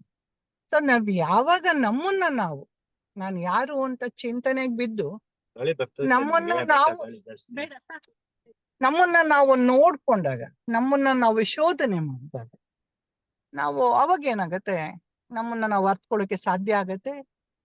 ಏನದು ಹೇಳ್ತಾರಲ್ಲ ಬ್ರಹ್ಮ, ಎಷ್ಟು ಚೆನ್ನಾಗಿದೆ ಈಶ್ವರ ಅನ್ನೋದು. ತುಂಬಾ ಚೆನ್ನಾಗಿ ಗುರುಜಿ ಸಾಕಷ್ಟಲ್ಲಿ ಅದು ಎಕ್ಸ್ಪ್ಲೈನ್ ಮಾಡ್ತಾ ಇದ್ದಾರೆ. ಈಶ್ವರ ಬೇರೆನಾ, ಜೀವ ಬೇರೆನಾ? ನಾನ್ ಬೇರೆ ಅಂತಂದ್ರೆ ಹೇಗಾಗತ್ತೆ? ಎರಡಾಗಿದ್ಯಾ? ಹಂಗಿದ್ರೆ ಜೀವ ಅಂತ ಬೇರೆ ಇದೆಯಾ, ಈಶ್ವರ ಅಂತ ಬೇರೆ ಇದೆಯಾ ಅನ್ನೋದು ಸಾಕಷ್ಟು ಎಕ್ಸ್ಪ್ಲನೇಷನ್ ಕೊಟ್ಟಿದ್ದಾರೆ ಗುರೂಜಿ. ಮೊದಲು ಒಂದು ನೀರು ನೋಡಿದಾಗ ಅಲ್ಲೇ ಎಲ್ಲಾ ನೋಡ್ತೀವಿ, ನಾಮರೂಪಗಳನ್ನ ನೋಡ್ತೀವಿ, ನಾವು ನೀರ್ ನೋಡ್ತಾ ಇಲ್ಲ ನಾವು. ಸೊ ನಾವು ಯಾವಾಗ ಮೂಲಕ್ಕೆ ಹೋದಾಗ ನಮ್ಗೆ ಅದ್ರ ಸತ್ಯದ ಅರಿವಾಗತ್ತೆ ಅನ್ನೋದು ಗುರುಜಿ ನಮ್ಗೆ ತಿಳಿಸ್ತಾ ಇದ್ದಾರೆ. ಇದ್ರೊಳಗೆ ಎಷ್ಟು ಚೆನ್ನಾಗಿದೆ. ಮೊದಲನೇದು ಏನು, ಬ್ರಹ್ಮ ಸತ್ಯ, ಜಗನ್ಮಿಥ್ಯ. ಬ್ರಹ್ಮ ಸತ್ಯ ಅಂತ ನಾವು ಹೇಳ್ತಾ ಇದ್ದೀವಿ, ಜಗನ್ಮಿಥ್ಯ ಅನ್ನೋದು ನಾವು ಹಿಂದಿನ ಇದ್ರೊಳಗೆ ನಾವು ಮಾಡಿದ್ವಿ. ಮುಂದೆ ಹೋಗ್ತಾ ಇದೆ ಜೀವೋ ಬ್ರಹ್ಮ ಇವನಾತ್ಪರಹ ಅಂತ. ಆ ಜೀವನೇ ಬ್ರಹ್ಮ ಬಿಟ್ಟು ಬೇರೆ ಇಲ್ಲ ಅನ್ನೋದು ಮುಂದೆ ಒಂದು ಬರುವಂತದ್ದು ಆ ಕೋಟ್. ನಾವ್ ಯಾವಾಗಲೂ ಜನರಲಿ ಏನ್ ಮಾಡ್ಬಿಡ್ತೀವಿ, ಬ್ರಹ್ಮ ಸತ್ಯ ಜಗನ್ಮಿಥ್ಯ ಅಂತ ಹೇಳ್ತಾ ಇದೀವಿ. ಅಂದ್ರೆ ಆ ಜೀವನೂ ಬ್ರಹ್ಮನೇ, ಎಲ್ಲವೂ ಬ್ರಹ್ಮನೇ. ಸರ್ವಂ ಕಲ್ವಿದಂ ಬ್ರಹ್ಮ. ಸಾಕಷ್ಟು ಉಪನಿಷತ್ ವಾಕ್ಯಗಳಲ್ಲಿ ಅದನ್ನ ಹೇಳ್ಕೊಂಡ್ ಬರ್ತಾ ಇದ್ದಾರೆ. ಆ ತತ್ವಮಸಿನು ಅದು ಆಕ್ಚುಲಿ ನಾನು ಅದು 9 ಯಾವ್ದಾದ್ರು ಉದಾಹರಣೆ ಅಂತ ಇಟ್ಕೊಂಡಿದ್ದೆ. ನಾನು ಇಲ್ಲಿ ಆ ಪೇಪರ್ ನನ್ನ ಹತ್ರ ಇಲ್ಲ, ಇದಿದ್ರೆ ಅದನ್ನ ಹೇಳ್ತಾ ಇದ್ದೆ. ಆಕ್ಚುಲಿ ಹೇಳ್ಬೇಕು ಇವತ್ತು ಅಂತ ಅದಿತ್ತು ನನ್ಗೆ. ಅದನ್ನ ಯಾವ್ದಾದ್ರು ಉದಾಹರಣೆ 9 ಸರಿ ತತ್ವಮಸಿ ಶ್ವೇತಕೇತು ಅಂತ ಹೇಳಿರೋಂಥದ್ದು ಯಾವ್ದಾದ್ರು ಉದಾಹರಣೆ ಅಂತ ಹೇಳಿ. ಆಮೇಲೆ ಒಂದು ಇದೆಯಲ್ಲ, ವಿದ್ಯಾ ದದಾತಿ ವಿನಯಂ ವಿನಯಂ ದದಾತಿ ಪ್ರಾಪ್ತತ್ನಂ ಪ್ರಾಪ್ತತ್ವೇ ಧನಂ ಆಪ್ನೋತಿ ಧನಾಧರ್ಮೆ ತತಸುಖಂ ಅಂತ ಹೇಳಿ ಆ ಶ್ಲೋಕ ಪೂರ್ಣ ಅದು ನಾನು ಮೊನ್ನೆ ಹೇಳ್ಬೇಕಾದ್ರೆ ಒಂದ್ ಸ್ವಲ್ಪ ನಾಲ್ಗೆ ನನ್ಗೆ ಅದ್ರೊಳಗೆ ಇದಾಗ್ತಾ ಇರಲಿಲ್ಲ. ಸೊ ನಮ್ಮ ಗುರಿ ಉದ್ದೇಶ ಗುರಿ ಬದಲಾಗ್ತಾ ಇರ್ಬೋದು, ಉದ್ದೇಶ ಬದಲಾಗಲ್ಲ ಅಂತ ಹೇಳಿ ಅದನ್ನ ಮೊದಲೇ ಟಾಕಲ್ಲಿ ಅದನ್ನ ನಮ್ಗೆ ಹೇಳಿದ್ದು. ನಮ್ಮ ಜೀವನದ ಗುರಿ ಏನು, ನಾನು ಯಾರು ಅಂತ ತಿಳ್ಕೊಳ್ಳೋದೆ ನನ್ನ ಗುರಿ ಆಗಿರ್ಬೇಕು ಅಂತ ಹೇಳೋದು. ಬೇರೆ ಏನಿದೆ ಕಲ್ಪನಾ ಗೊತ್ತಿಲ್ಲ, ನಂತರ ಏನು ಮೆಟೀರಿಯಲ್ ತಂದಿಲ್ಲ, ಸುಮ್ನೆ ಜನರಲ್ ಆಗಿ ಹೇಳ್ತಾ ಇದ್ದೀನಿ. ಕರೆಕ್ಟ್ ಆಗಿ ಹೇಳಿದ್ರಿ. ಜನರಲ್ ಆಗಿ ಏನಿಲ್ಲ, ಪರ್ಫೆಕ್ಟ್ ಆಗಿ ಇದೆ. ಜೀವನದ ಉದ್ದೇಶ ಒಂದೇ, ನಾನು ಯಾರು ಅಂತ ತಿಳಿಯೋದು ಅಂತಾನೆ ಹೇಳಿದ್ರಿ. ಕರೆಕ್ಟ್ ಆಗಿ ಇದೆ. ಸರಿ ಆಯ್ತು. ಮುಂದೆ ಕಲ್ಯಾಣಿ ಮೇಡಮ್, ನೀವು ಜೀವಾತ್ಮ ಅಂದ್ರೆ ಯಾರು ಅಂತ ಒಂದ್ ಸ್ವಲ್ಪ ಎಕ್ಸ್ಪ್ಲೇನ್ ಮಾಡ್ಕೊಂಡ್ ಹೋಗಿ. ಜೀವಾತ್ಮ ಅಂದ್ರೆ ಜೀವಾತ್ಮ ಪರಮಾತ್ಮ ಅಂತ ಹೇಳ್ತಾ ಇರ್ತೀವಿ ಪದೇ ಪದೇ ಆ ಮಾತುಗಳು. ಜೀವಾತ್ಮ ಅಂದ್ರೆ ಏನು ಅಂತ, ಗೂಢಾರ್ಥದಲ್ಲಿ ರೂಢಾರ್ಥದಲ್ಲಿ ಜೀವ ಅಂದ್ರೆ ಏನು ಅಂತ ಫಸ್ಟ್ ಜೀವನ್ ಬಗ್ಗೆ ಹೇಳಿ, ಆಮೇಲೆ ಈಶ್ವರನ್ ಬಗ್ಗೆ ಮತ್ತೆ ಬೇಕಿದ್ರೆ ನೀವೇ ಕಂಟಿನ್ಯೂ ಮಾಡಬಹುದು.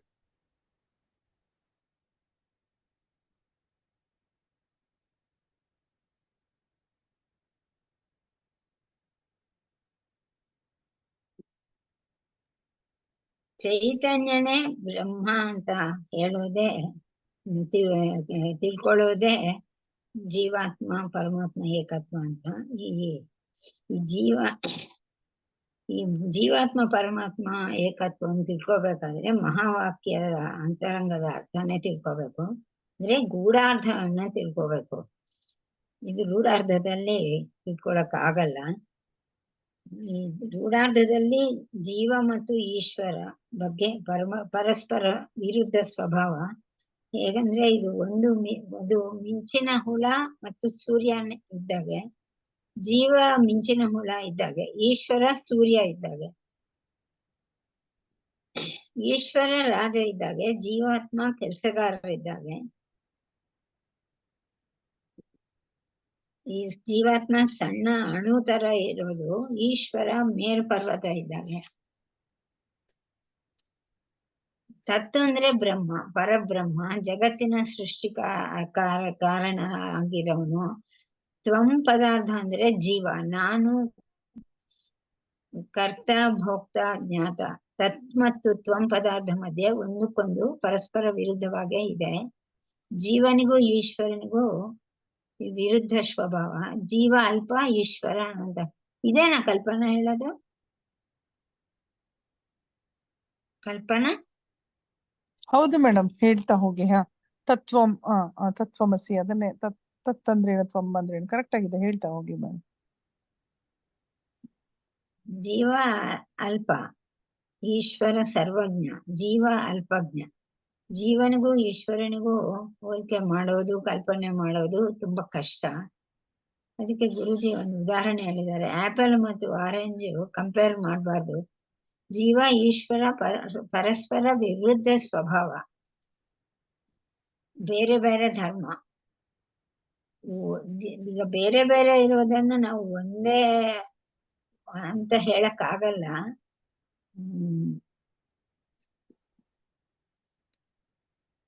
ವೇದಗಳು ಸುಳ್ಳು ಹೇಳಲ್ಲ. ವೇದ ಮಾತೆ ಹೇಳೋ ಮಾತುನೇ ಸತ್ಯ, ಅದೇ ಆಪ್ತ ವಾಕ್ಯ. ವೇದ ಮಾತೆ ಈಗ ಜೀವಾತ್ಮ ಪರಮಾತ್ಮ ಒಂದು, ಜೀವನೇ ಶಿವ ಅಂತ ತಿಳ್ಕೊ ಅಂತ ಹೇಳಿದ್ದಾರೆ. ಆದ್ರೆ ಅದು ಅನುಭವ ಆಗಿಲ್ಲ. ನಮ್ಮ ಅನುಭವದಲ್ಲಿ ಶಿವ ಆಗಕ್ಕೆ ಸಾಧ್ಯ ಇಲ್ಲ. ನಾನು ಅಲ್ಪ ಆಗಿದ್ದೀನಿ. ವೇದ ಮಾತೆ ಹೋರಾಡುವ ಆನೆ, ಹೋರಾಡುವ ಕುದುರೆ ಅಂತ ಹೇಳಿದ್ದಾರೆ ಅಂತ ಹೇಳಿದ್ರೆ, ಹೋರಾಡುವ ಆನೆ, ಹೋರಾಡುವ ಕುದುರೆ ನಮ್ಮ ಅನುಭವದಲ್ಲೇ ಇಲ್ಲ. ಆ ರೀತಿ ಆನೆ ಕುದುರೆನೂ ಇರಲ್ಲ. ಅದರಿಂದ ವೇದಗಳಲ್ಲಿ ವಿಶ್ವಾಸ ಹೋಗುತ್ತೆ. ಜೀವ ಈಶ್ವರ ನಮ್ಮ ಅನುಭವದಲ್ಲಿ ಇಲ್ಲ. ಇಲ್ಲಿ ಜೀವಾತ್ಮ ಪರಮಾತ್ಮ ಏಕತ್ವವನ್ನು ನಮಗೆ ಆಗಲ್ಲ, ಯಾಕಂದ್ರೆ ಅದು ಅನುಭವದಲ್ಲೇ ಇಲ್ಲ. ವೇದದಲ್ಲಿ ಆನೆ ಹೋರಾಡ್ತಾ ಇದೆ ಅಂದ್ರೆ ನಾವು ನಂಬಲ್ಲ, ಅದರಿಂದ ಜೀವಾತ್ಮ ಪರಮಾತ್ಮ ಏಕತ್ವವನ್ನು ನಂಬಕ್ಕೆ ಆಗಲ್ಲ. ಜೀವನಿಗೆ ಪರಮಾತ್ಮ ಇರುವ ಸಂಬಂಧ ಏನಂದ್ರೆ, ಜೀವ ಅನ್ನೋದು ವ್ಯಷ್ಟಿ, ಈಶ್ವರ ಅನ್ನೋದು ಸಮಷ್ಟಿ.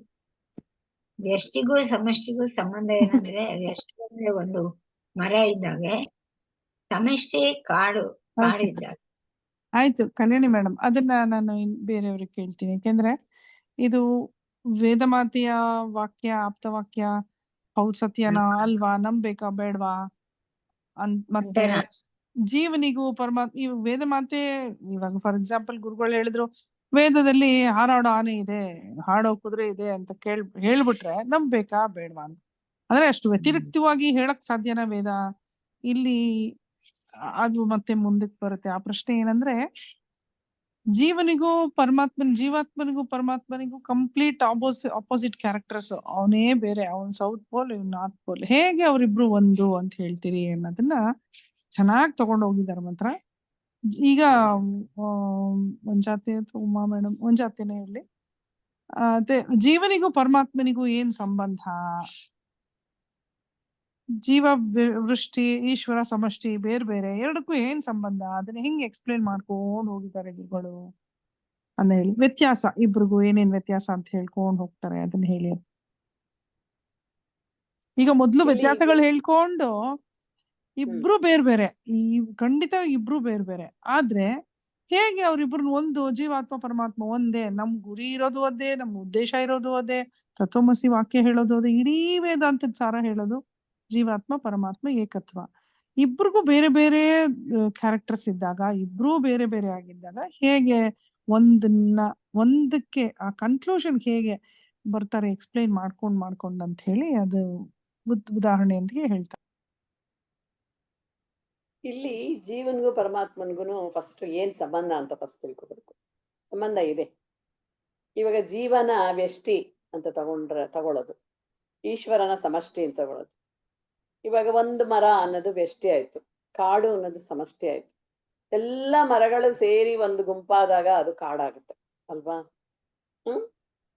ಅದಕ್ಕೆ ಸಂಬಂಧ ಇದೆ ತಾನೆ. ಮರ ತಾನೇ ಅಲ್ಲೂ ಇರೋದು, ಮರನೇ ಅಲ್ಲೂ ಇರೋದು, ಕಾಡೊಳಗಿರೋದು ಮರನೇನೆ, ಜೀವ ಇರೋದು ಮರನೇನೆ, ಜೀವನು ಮರನೇನೆ. ಅಲ್ಲಿಗೆ ಸಂಬಂಧ ಇದ್ದಂಗೆ ಆಯ್ತು. ಒಂದ್ ಮರನ ಕಾಡು ಅಂತ ಹೇಳಕ್ ಸಾಧ್ಯ ಇಲ್ಲ. ತುಂಬಾ ಹಲವಾರು ಮರಗಳಿದ್ದು ಒತ್ತಾಗಿದ್ದಾಗ ಅದನ್ನ ಕಾಡು ಅಂತ ನಾವು ಹೇಳ್ತೀವಿ. ಹಾಗೇನೇನೆ ಜೀವ ಅನ್ನೋದು ಆತ್ಮ, ಈಶ್ವರ ಅನ್ನೋದು ಬ್ರಹ್ಮಾಂಡ. ಎಲ್ಲವೂ ಈ ಜಗತ್ತು, ಎಲ್ಲವೂ ಏನೇನು ಇದೆ ಅಸ್ತಿತ್ವದಲ್ಲಿ ಎಲ್ಲವೂ ಜಗತ್ತು. ಆ ಜಗತ್ತೇನೆ ಬ್ರಹ್ಮ, ಈಶ್ವರ ಅಂತ. ಅದೆರಡಕ್ಕೂ ವ್ಯತ್ಯಾಸ ಏನಪ್ಪಾ ಅಂತಂದ್ರೆ, ಜೀವ ಅನ್ನೋದು ಪ್ರತ್ಯಕ್ಷ, ಅದು ಅನುಭವ ಕೊಡುತ್ತೆ.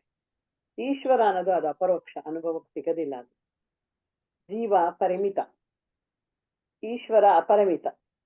ಜೀವ ಅಲ್ಪ ಶಕ್ತಿ, ಈಶ್ವರ ಸರ್ವಶಕ್ತಿಮಾನ್. ಜೀವ ಅಲ್ಪ, ಇವನು ಸರ್ವಜ್ಞ ಜ್ಞಾನದಲ್ಲಿ. ಇವನು ಮಿಂಚುಳ ಇದ್ದಾಗೆ ಜೀವ, ಈಶ್ವರ ಸೂರ್ಯಂತರ. ಜೀವ ಕೆಲಸಗಾರ ಆದ್ರೆ ಈಶ್ವರ ರಾಜ. ಜೀವ ಬಾವಿ ಆದ್ರೆ ಈಶ್ವರ ಸಮುದ್ರ ಆಗ್ತಾನೆ. ಸಂಸಾರ ಜೀವ ಆದ್ರೆ ಮುಕ್ತ, ಮೋಕ್ಷ ಕೊಡುವಂತವನು, ಸಂಸಾರ ಬಂಧನದಲ್ಲಿ ಬಿಡಿಸೋ ಅಂತವನು ಈಶ್ವರ ಆಗ್ತಾನೆ. ಕರ್ಮ ಬಂಧನ ಮತ್ತೆ ಮೋಕ್ಷದಾಯಕ ಆಗುತ್ತೆ. ಆಮೇಲೆ ಅಣು, ಇದಂತೂ ತುಂಬಾ ಇಂಪಾರ್ಟೆಂಟ್. ಅಣು ಜೀವ ಆದ್ರೆ ಮೇರು ಪರ್ವತ ಈಶ್ವರ ಆಗ್ತಾನೆ. ಅಂದ್ರೆ ಒಂದು ಅಣುಗುನು ಒಂದು ಪರ್ವತಕ್ಕೂ ಎಷ್ಟು ವ್ಯತ್ಯಾಸ ಆಯ್ತು. ಇದೆರಡು ಒಂದಾಗ್ಲಿಕ್ಕೆ ಸಾಧ್ಯನಾ ಅಂತ ಅವಾಗ ಶಂಕರಾಚಾರ್ಯರು ಇದನ್ನ ಪ್ರತಿಪಾದನೆ ಮಾಡ್ತಾರೆ. ಪ್ರತಿ ವಾಕ್ಯಕ್ಕೆ ಗೂಢಾರ್ಥ ಮತ್ತೆ ರೂಢಾರ್ಥ ಇರ್ತದೆ. ಈ ರೂಢಾರ್ಥನ ಬಿಟ್ಟು ಗೂಢಾರ್ಥನ ನಾವು ನೋಡಿದಾಗ ಮಾತ್ರ ಅದ್ರದ್ದು ಅರ್ಥ ಆಗುತ್ತೆ ಅಂತ. ಅಂದ್ರೆ ಇದನ್ನ ಪ್ರತಿಪಾದನೆನ ಅವರು ಈ ವೇದಾಂತದ ಮಹಾವಾಕ್ಯಗಳಿಂದ ಮಾಡ್ತಾರೆ.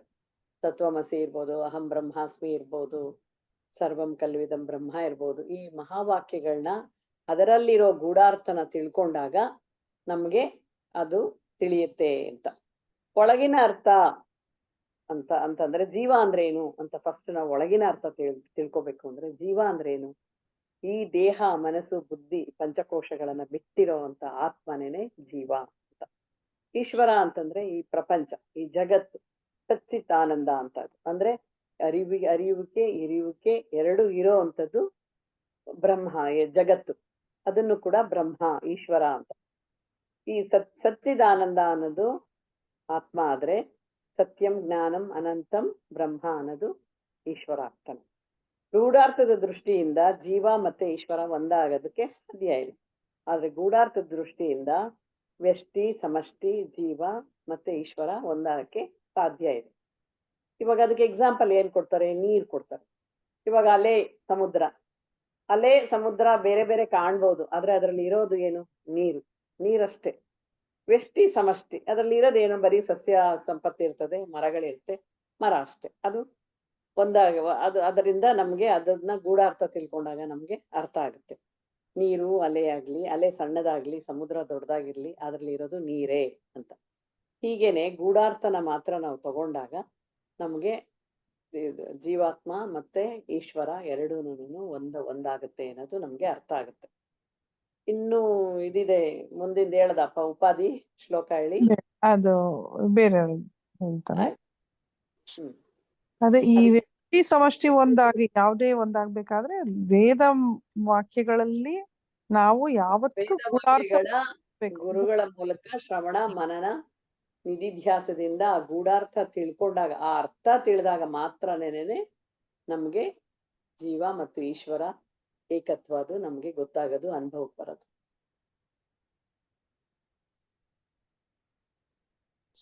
ಸರಿನಾ? ಸರಿ. ಹೌದು, ಇದು ಎಷ್ಟ್ ಚೆನ್ನಾಗಿ ನಿಧಾನಕ್ಕೆ ಒಂದೊಂದೇ ಹೇಳ್ಕೊಂತ ಫಸ್ಟ್ ಅವ್ರು ಹೇಳುವಾಗ ಹೌದು ನಾನು ಪರಿಮಿತೆ, ನಾನ್ ಸ್ವಲ್ಪನೇ ಶಕ್ತಿ, ನನ್ಗೇನ್ ಶಕ್ತಿ ಇದೆ, ನನ್ಗೇನ್ ಜ್ಞಾನ ಇದೆ, ನಾನ್ ಮಿಂಚುಳ ತರ ಇಷ್ಟೇ ಬೆಳಕ್ ಕೊಡ್ತೀನಿ, ದೊಡ್ಡ ಸೂರ್ಯನ್ ಕಂಪೇರ್ ಮಾಡಕ್ ಸಾಧ್ಯನಾ ಅಂತೆಲ್ಲ ಹೇಳ್ಕೋತಾ ಹೋಗ್ತಾ ಇದ್ರು ಸಹ ರೂಢಾರ್ಥಕ್ಕೆ ಹೋದಾಗ ಸಮುದ್ರದ ಅಲೆದನ್ನ ಒಂದು ನೀರ್ನ ಎಷ್ಟ್ ಚೆನ್ನಾಗಿ ಎಕ್ಸಾಂಪಲ್ ತಗೊಂತಾರೆ. ಬ್ಯೂಟಿಫುಲ್ ಆಗಿದೆ. ಒಂದ್ ದೊಡ್ಡ ಸಮುದ್ರದಲ್ಲಿ ಹೇಳಿ ಚಿಕ್ಕಲೆ ದೊಡ್ಡಲೆ ಯಾವ್ದೇ ಬಂದ್ರು ಸಹ ಎಲ್ಲದ್ರಲ್ಲೂ ಇರುವಂತದ್ ನೀರೇ. ಜಸ್ಟ್ ಅದ ಒರಿಜಿನಲ್ ಏನು ಸಾರ ಏನಿದೆ ಅದು ಒಂದೇ. ಆ ಒಂದೇ ಸಾರ ಬೇರೆ ಬೇರೆ ರೀತಿಯಲ್ಲಿ ಪ್ರಕಟಗೊಂಡಿದೆ ಅನ್ನೋದನ್ನ ಎಷ್ಟ್ ಚೆನ್ನಾಗಿ ಎಕ್ಸ್ಪ್ಲೇನ್ ಮಾಡ್ಕೊಂಡ್ ಬಂದ್ರು. ಈಗ ಉಪಾಧಿಗಳು ಎಂದ್ರೆ ಏನು?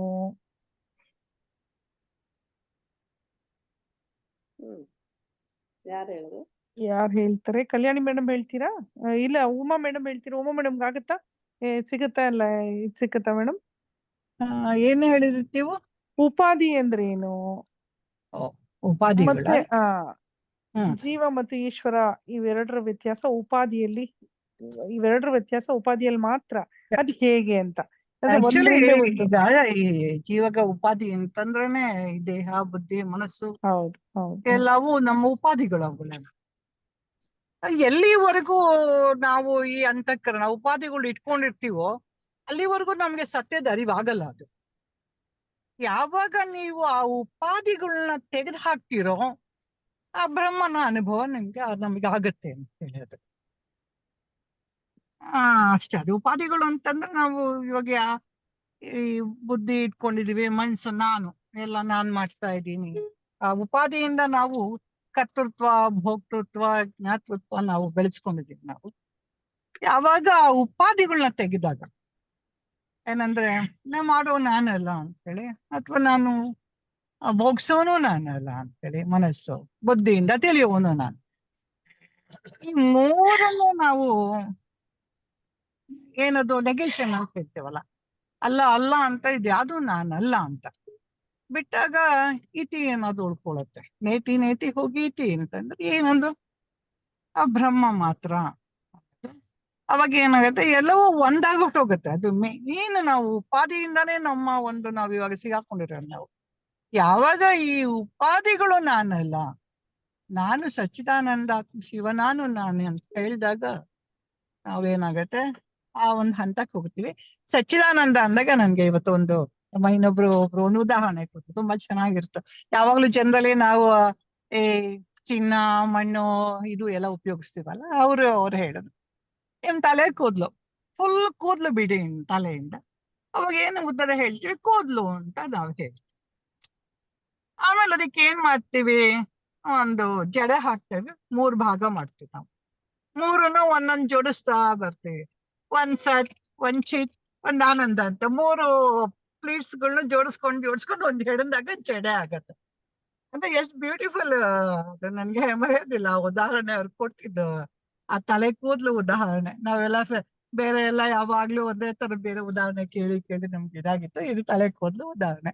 ಅಂದ್ರೆ ನೀವು ಫುಲ್ ತಲೆ ಏನು ಇಲ್ದಲೆ, ಜಡೆ ಏನು ಹಾಕ್ದಲೆ, ಒಂದ್ ಗಂಟ್ ಹಾಕ್ದಲೆನೆ ಸುಮ್ನೆ ಕೂದ್ಲು ಬಿಡಿ. ಅವಾಗ ಏನಾಗತ್ತೆ, ಅದನ್ನ ಬರೀ ಕೂದ್ಲು ಅಂತ ಕರಿತೀವಿ. ಆಮೇಲೆ ಅದಕ್ಕೆ ಏನ್ ಮಾಡ್ತೀವಿ, ನಾಮರೂಪಗಳು. ಒಂದೇನ್ ಮಾಡ್ತೀವಿ, ಜಡೆ ಹೆಣ್ಕೋತೀವಿ, ಅದಕ್ ಜಡೆ ಅಂತ ಹೇಳ್ತೀವಿ. ಇಲ್ಲೊಂದ್ ಗಂಟ್ ಹಾಕೋತೀವಿ, ಕೊಂಡೆ ಹಾಕ್ತಿವಿ, ಅದಕ್ಕೆ ಕೊಂಡೆ ಅಂತೀವಿ. ಅಂದ್ರೆ ಅದ್ರೊಳಗೆ ಇದ್ದಿದ್ ಎಲ್ಲ ಯಾವ್ದದು, ಕೂದ್ಲೇನ ಇದ್ದಿದ್ದು. ಸೊ ಹೇಗೆ ನಮ್ಗೆ ಬೇರೆ ಉದಾಹರಣೆಗಳು ಹೇಳ್ದಾಗ ನನ್ಗೆ ಅದು ತುಂಬಾ ಇಷ್ಟ ಆಯ್ತು ಅಂತ ಹೇಳಿದೆ. ಅವ್ರು ಹೇಳ್ತಾ ಇದ್ರು 3 ಪ್ಲೇಟ್ಸ್ ಒಂದ್ ಕಡೆ ಸತ್ ಅಂತ ಹಾಕಿ ಜೋಡಿಸ್ರಿ, ಒಂದು ಚಿತ್ ಅಂತ ಜೋಡಿಸಿ, ಒಂದ್ ಕಡೆ ಆನಂದ ಅಂತ 3 ಎಣಿತಾ ಬನ್ನಿ ನೀವು.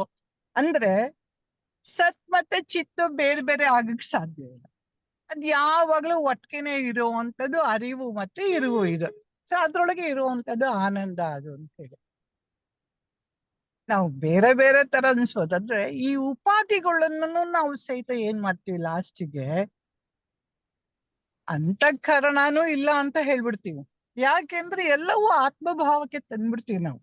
ಹಿಂದೆ ನಾವು ಪಂಚಕೋಶಗಳು ಹೇಳ್ದಾಗ್ಲೂ ಅದೇ ತರನೇ ನಾವು ಪಂಚಕೋಶನ ಹೇಗೆ ನಾವು ಆತ್ಮಭಾವಕ್ಕೆ ತಂದಾಗ ಅವರು ಎಲ್ಲವನ್ನು ಆ ಆತ್ಮಕ್ಕೆ ಜೋಡಿಸ್ಕೊಂಡ್ಬಿಡ್ತಾರೆ ಅವರು. ಜ್ಞಾನಿ ಆದವನು ಇದು ಬೇರೆ ಬೇರೆ ಮನೋಮಯ ಆತ್ಮ, ಇದು ಏನದು ವಿಜ್ಞಾನಮಯ ಆತ್ಮ ಅಂತ ಮಾಡ್ಬಿಡ್ತಾರೆ. ಬಟ್ ನಾವೇನ್ ಮಾಡ್ತಾ ಇದೀವಿ, ಪ್ರತ್ಯೇಕ ಮಾಡ್ಕೊಂಡು ನಾವು ಇರೋದ್ರಿಂದ ಆ ಉಪಾಧಿನೂ ಅಲ್ಲಿ ತರ್ತೀವಿ. ಮನಸ್ಸು ಇದು ಬುದ್ಧಿ ಇದು ಅಂತ ಹೇಳಿ.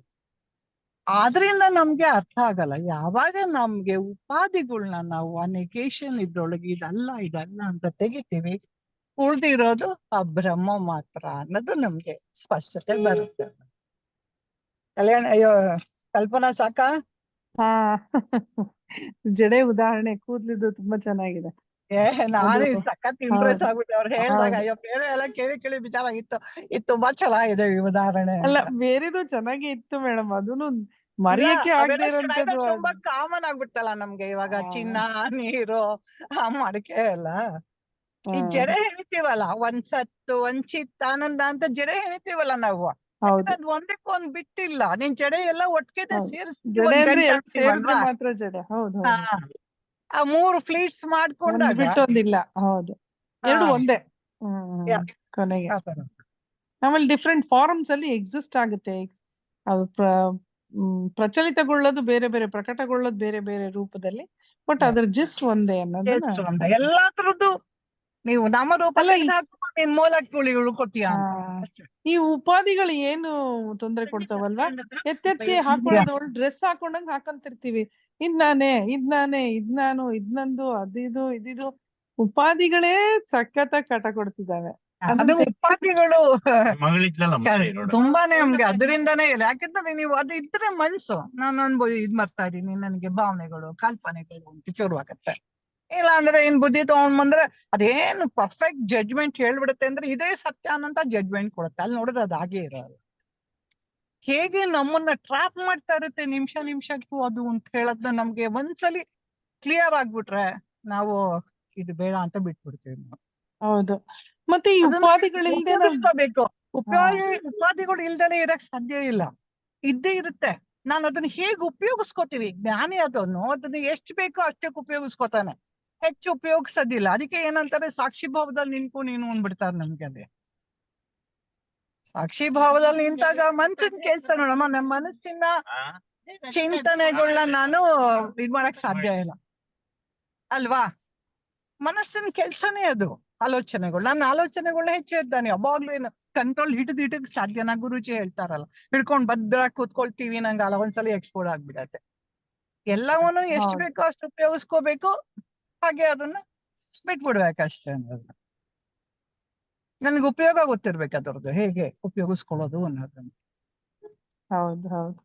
ಆಮೇಲೆ ನಾವು ಅನ್ಕೊಂಡಿದ್ದೀವಿ ಈ ಉಪಾಧಿಗಳಿಂದನೇ ಜೀವನ ನಡಿಬೇಕು ಹಿಂಗೇನೆ ಅಂತ.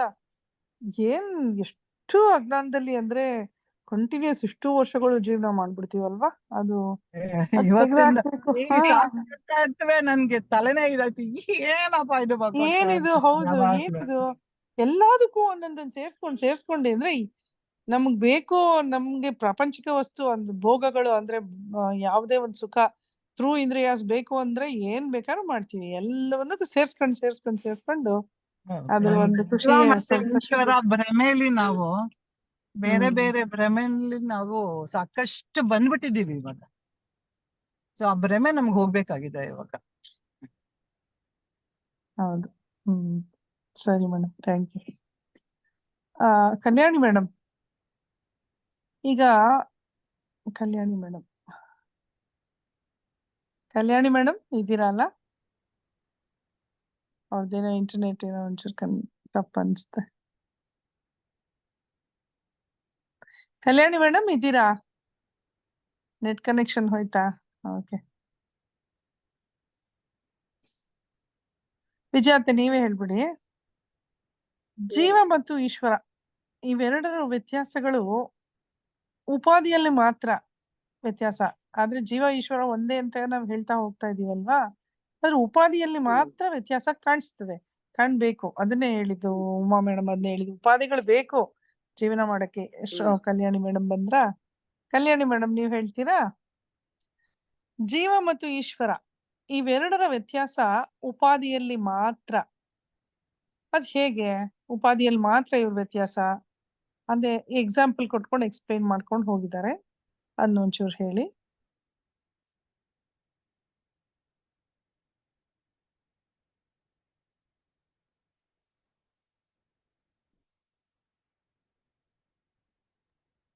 ಅನ್ಮ್ಯೂಟ್ ಮಾಡ್ಕೊಳ್ಳಿ. ಮ್ಯೂಟ್ ಆಗಿದ್ದೀರಾ? ಬ್ರಹ್ಮನ್ ಮೇಲೆ ಮಾಯಾಶಕ್ತಿಯಿಂದ ಪ್ರಪಂಚ ಆರೋಪ ಆಗಿದ್ರೆ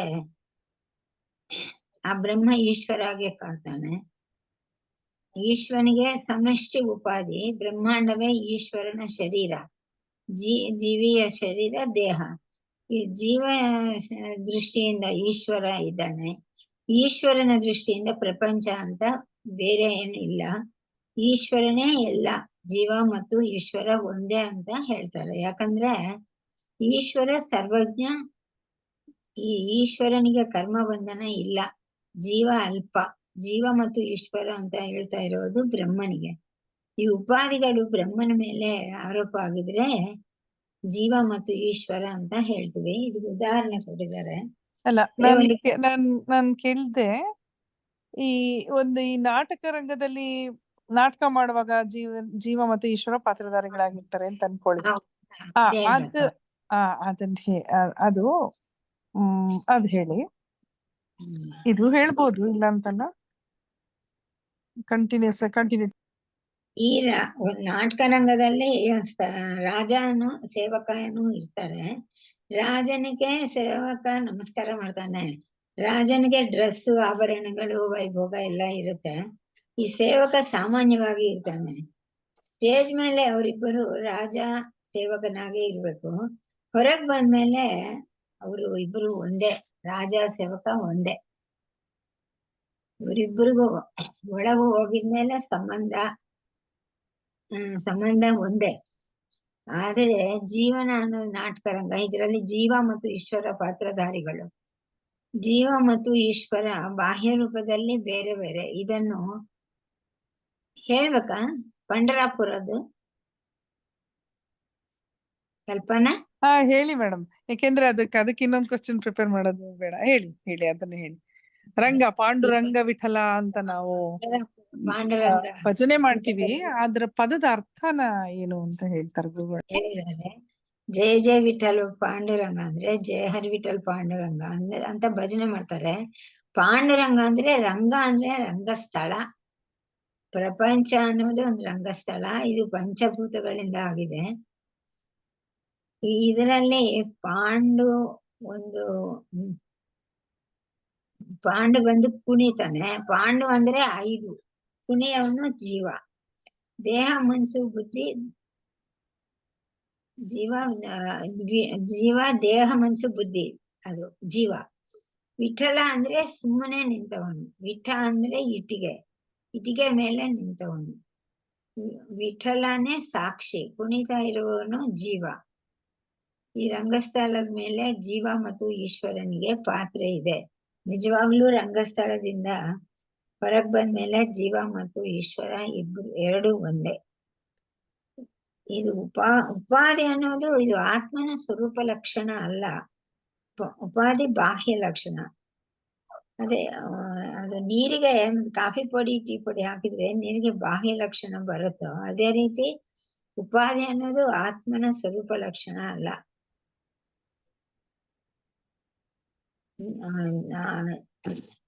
ಅದು ನಿರ್ಗುಣ ನಿರಾಕಾರ ಚೈತನ್ಯ. ನಿರಾಕಾರ ನಿರ್ಗುಣ ನಿರಾಕಾರ ಆಗಿದ ಆತ್ಮನ ಮೇಲೆ ದೇಹ ಮನಸ್ಸು ಬುದ್ಧಿ ಆರೋಪ ಆಗಿದ್ರೆ ಆತ್ಮ ಜೀವ ಆಗಿ ಕಾಣ್ತಾನೆ, ಸಂಸಾರ ಆಗಿ ಕಾಣ್ತಾನೆ. ಸರಿ ಮೇಡಮ್, ಸರಿ ಕಲ್ಯಾಣಿ ಮೇಡಮ್. ಇದು ಕ್ವಶನ್ ಫಾರ್ಮ್ ಮಾಡಕ್ ನಂಗೆ ಅಷ್ಟೊಂದ್ ಚೆನ್ನಾಗಿ ಬಂದಿಲ್ಲ ಅನ್ಸುತ್ತೆ ಕಾತ್ಯಾನಿ ಮೇಡಮ್ ಅಲ್ವಾ? ನಾನು ಅಷ್ಟ್ ಚೆನ್ನಾಗಿ ಫಾರ್ಮ್ ಮಾಡಿಲ್ಲ. ಹೆಂಗ್ ಮಾಡ್ಬೇಕಂತ ಅಷ್ಟು ಗೊತ್ತಾಗ್ಲಿಲ್ಲ ನನ್ಗೆ. ಒಂಥರ ಲಿಂಕ್ ಅದರ ಒಂದ್ ಕೇಳ್ಬಿಟ್ರೆ ಪೂರ್ತಿಯಾಗಿ ಹಂಗೆ ಹೇಳ್ಕೊಂಡು ಹೋಗ್ಬಿಡ್ಬೇಕು, ಆ ತರ ಇದೆ ಇದು. ಒಂಥರ ಕಟ್ ಮಾಡಕ್ಕೆ ಕಷ್ಟ ಆಗ್ತಿದೆ ನನ್ ಹಂಗಾಗಿ. ಮತ್ತೆ ರಿಪೀಟ್ ಆಗಿದೆ. ಒಂದಕ್ಕೊಂದು ಲಿಂಕ್ ಆಗೇ ಇದೆ. ಹೌದೌದೌದು. ಉಪಾಧಿ ಇನ್ನ ಮುಂದಕ್ಕಿನ್ನ ಇದೆ. ಹೌದೌದು. ಹೇಳ್ಬಿಡ್ತೀರಾ? ಹೇಳಿ ಮೇಡಮ್, ಹೇಳಿ, ನೀವೇ ಹೇಳಿ. ಅದು ಅಂದ್ರೆ ಅದು ಜೀವ ಮತ್ತೆ ಈಶ್ವರ ಒಂದೇ ಹೇಗೆ ಅಂತ ಅನ್ನೋದಕ್ಕೆ ಒಂದು ಎಕ್ಸಾಂಪಲ್ ಕೊಟ್ಕೊಂಡು ಹೋಗಿದ್ದಾರೆ. ನೀರಿನ ಲೋಟದಲ್ಲಿ ಹೂವಿಂದ. ಅದು ಹೇಳ್ಬಿಡಿ, ಹೇಳಿದ್ರೆ ಕಂಟಿನ್ಯೂಟಿ ಇರುತ್ತೆ, ಹೇಳ್ಬಿಡಿ. ಬ್ರಹ್ಮನ್ ಮೇಲೆ ಮಾಯಾಶಕ್ತಿಯಿಂದ ಆರೋಪ ಪ್ರಪಂಚ ಆರೋಪ ಆಗಿದ್ರೆ ಆ ಬ್ರಹ್ಮ ಈಶ್ವರನಾಗೆ ಕಾಣ್ತಾನೆ. ಈಶ್ವರನಿಗೆ ಸಮಿಷ್ಟಿ ಉಪಾಧಿ. ಬ್ರಹ್ಮಾಂಡವೇ ಈಶ್ವರನ ಶರೀರ. ಜೀವಿಯ ಶರೀರ ದೇಹ. ಜೀವಿಯ ದೃಷ್ಟಿಯಿಂದ ಈಶ್ವರ ಇದ್ದಾನೆ. ಈಶ್ವರನ ದೃಷ್ಟಿಯಿಂದ ಪ್ರಪಂಚ ಅಂತ ಬೇರೆ ಇಲ್ಲ. ಈಶ್ವರನೇ ಎಲ್ಲ. ಜೀವ ಮತ್ತು ಈಶ್ವರ ಒಂದೇ ಅಂತ ಹೇಳ್ತಾರೆ. ಯಾಕಂದ್ರೆ ಈಶ್ವರ ಸರ್ವಜ್ಞ ಸರ್ವೇಶ್ವರ. ಈಶ್ವರನಿಗೆ ಕರ್ಮಬಂಧನ ಇಲ್ಲ. ಜೀವ ಅಲ್ಪ. ಜೀವ ಮತ್ತು ಈಶ್ವರ ಅಂತ ಹೇಳ್ತಾ ಇರೋದು ಬ್ರಹ್ಮನಿಗೆ. ಉಪಾಧಿಗಳು ಬ್ರಹ್ಮನ ಮೇಲೆ ಆರೋಪ ಆಗಿದ್ರೆ ಜೀವ ಮತ್ತು ಈಶ್ವರ ಅಂತ ಹೇಳ್ತೀವಿ. ಇದು ಉದಾಹರಣೆಗೆ ಒಂದು ಗ್ಲಾಸ್ ನೀರಲ್ಲಿ ಕೆಂಪು ಕಲರು ಹೂ ಹಾಕಿದ್ರೆ ನೀರು ಕೆಂಪಾಗೆ ಕಾಣುತ್ತೆ. ನೀರಿಗೆ ಹೂವಿನ ಉಪಾಧಿ ಬಿದ್ದಿರೋದ್ರಿಂದ ನೀರು ಕೆಂಪಾಗೆ ಕಾಣುತ್ತೆ.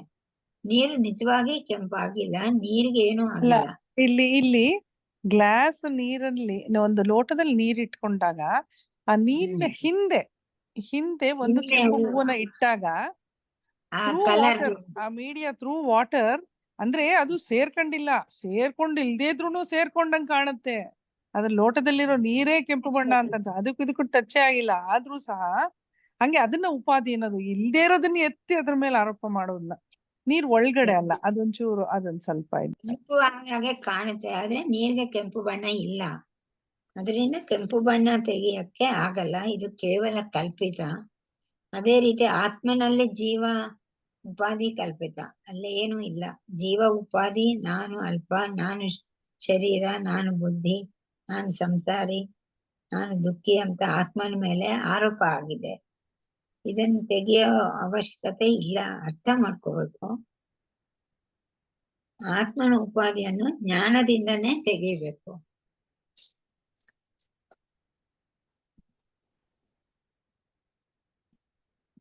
ಅದೇ ಹೇಗಂದ್ರೆ ಅದು ನಾನೆಂಬುದು ನಾನಲ್ಲ. ದೇಹ ಮನೋಬುದ್ಧಿ ನಾನಲ್ಲ.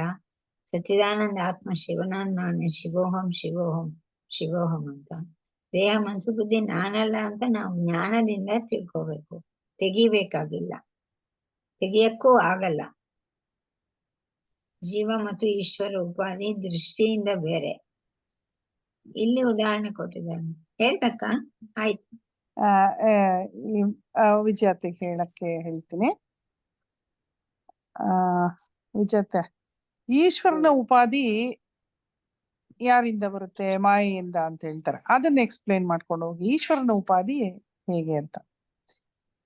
ಈಗ ಜೀವನ ಉಪಾಧಿ ಹೇಳಾಯ್ತು, ಈಶ್ವರನ ಉಪಾಧಿ ಹೇಳಿ. ಈಶ್ವರನ ಉಪಾಧಿ ಸಮಷ್ಟಿ ಪ್ರಪಂಚ. ಈ ಮಾಯಾಶಕ್ತಿ ಇದರ ಪ್ರಪಂಚ ಸೃಷ್ಟಿ, ಇದನ್ನ ಹಿರಣ್ಯ ಗರ್ಭ ಅಂತ ಕೂಡ ಹೇಳ್ತಾರೆ. ಆಮೇಲೆ ಸ್ಥೂಲ ಪ್ರಪಂಚ ಅಂದ್ರೆ ಈ ಸೃಷ್ಟಿ ಹೇಗಾಯ್ತು ಅನ್ನೋದನ್ನ ಇದರಲ್ಲಿ ಬಂದಾಗ ಇದರಲ್ಲಿ ಉಪನಿಷತ್ಗಳಲ್ಲಿ ವರ್ಣಿಸಿದಾಗ ಫಸ್ಟ್ ಒಂದು ಎನರ್ಜಿ ಇತ್ತಂತೆ, ಅದು ನಾನು ಬಹುವಾಗುವೆನು ಅಂತಂತೆ. ಅವಾಗ ಈ ಬಿಗ್ ಬ್ಯಾಂಗ್ ಥಿಯರಿ ಅಂತಾರಲ್ಲ ಆ ತರ. ಅವಾಗ ಅದು ಪಂಚಭೂತಗಳು ಮತ್ತೆ ಏನೇನೋ ಎಲ್ಲ ಮರ್ತೋಗ್ಬಿಟ್ಟಿದ್ದೀನಿ ನಾನು, ಎಲ್ಲ ಎಲ್ಲ ಕ್ರಿಯೇಷನ್ ಆಗುತ್ತೆ ಆ ತರ. ಏನು ಹೇಳಕ್ ಹೋದ್ನಲ್ಲ, ಮಾಯಾಶಕ್ತಿ ಪ್ರಪಂಚದ ಸೃಷ್ಟಿ ಆ ಮಾಯೆಯಿಂದ ಆಗುತ್ತೆ. ಬರೀ ಅವನ ಒಂದು ಆಲೋಚನೆಗಳು ಅಥವಾ ಅವನ ಒಂದು ಕನಸೇನೋ ಏನೋ ಒಂದು ಇದ್ರಲ್ಲಿ ಸುಮ್ನೆ ಒಂದು ಸಂಕಲ್ಪ ಮಾತ್ರದಿಂದಾನೇ ಎಲ್ಲವೂ ಸೃಷ್ಟಿ ಆಗ್ತಾ ಇರುತ್ತೆ. ಇದು ಅವನ ಸೃಷ್ಟಿ, ಇದನ್ನ ಹಿರಣ್ಯ ಗರ್ಭ ಅಂತಾರೆ. ಆಮೇಲೆ ಸ್ಥೂಲ ಪ್ರಪಂಚ ಬರುತ್ತೆ. ಈ ಮಾಯಾಶಕ್ತಿಯಿಂದ ಜೀವನಿಗೆ ಶರೀರ ಬರ್ತದೆ. ಆಮೇಲೆ ಅದನ್ನ ಕಾರ್ಯಕಾರಣ ಸಂಬಂಧ ಅಂತ ಹೇಳ್ತಾರಲ್ಲ, ಕಾರ್ಯಕಾರಣ ಬ್ರಹ್ಮನಿಂದನೇ ಸೃಷ್ಟಿ ಆಗುತ್ತೆ, ಎಲ್ಲ ಸೃಷ್ಟಿ ಆಗುತ್ತೆ, ಆಮೇಲೆ ಎಲ್ಲವೂ ಮತ್ತೆ ಅವನಲ್ಲೇ ಐಕ್ಯ ಆಗುತ್ತೆ. ಅದೇ ಕಾರ್ಯಕಾರಣ ಸಂಬಂಧ. ಅದು ಕಾರ್ಯಕಾರಣ ಸಂಬಂಧದ ಬಗ್ಗೆ ಇದೆ. ಜೀವನ ಉಪಾಧಿ ಏನು ಅಂದ್ರೆ ಪಂಚಕೋಶಗಳು ಅಂತ ಹೇಳ್ತಾರೆ. ಈಶ್ವರನ ಉಪಾಧಿ ಜಗತ್ತು ಅಂತ.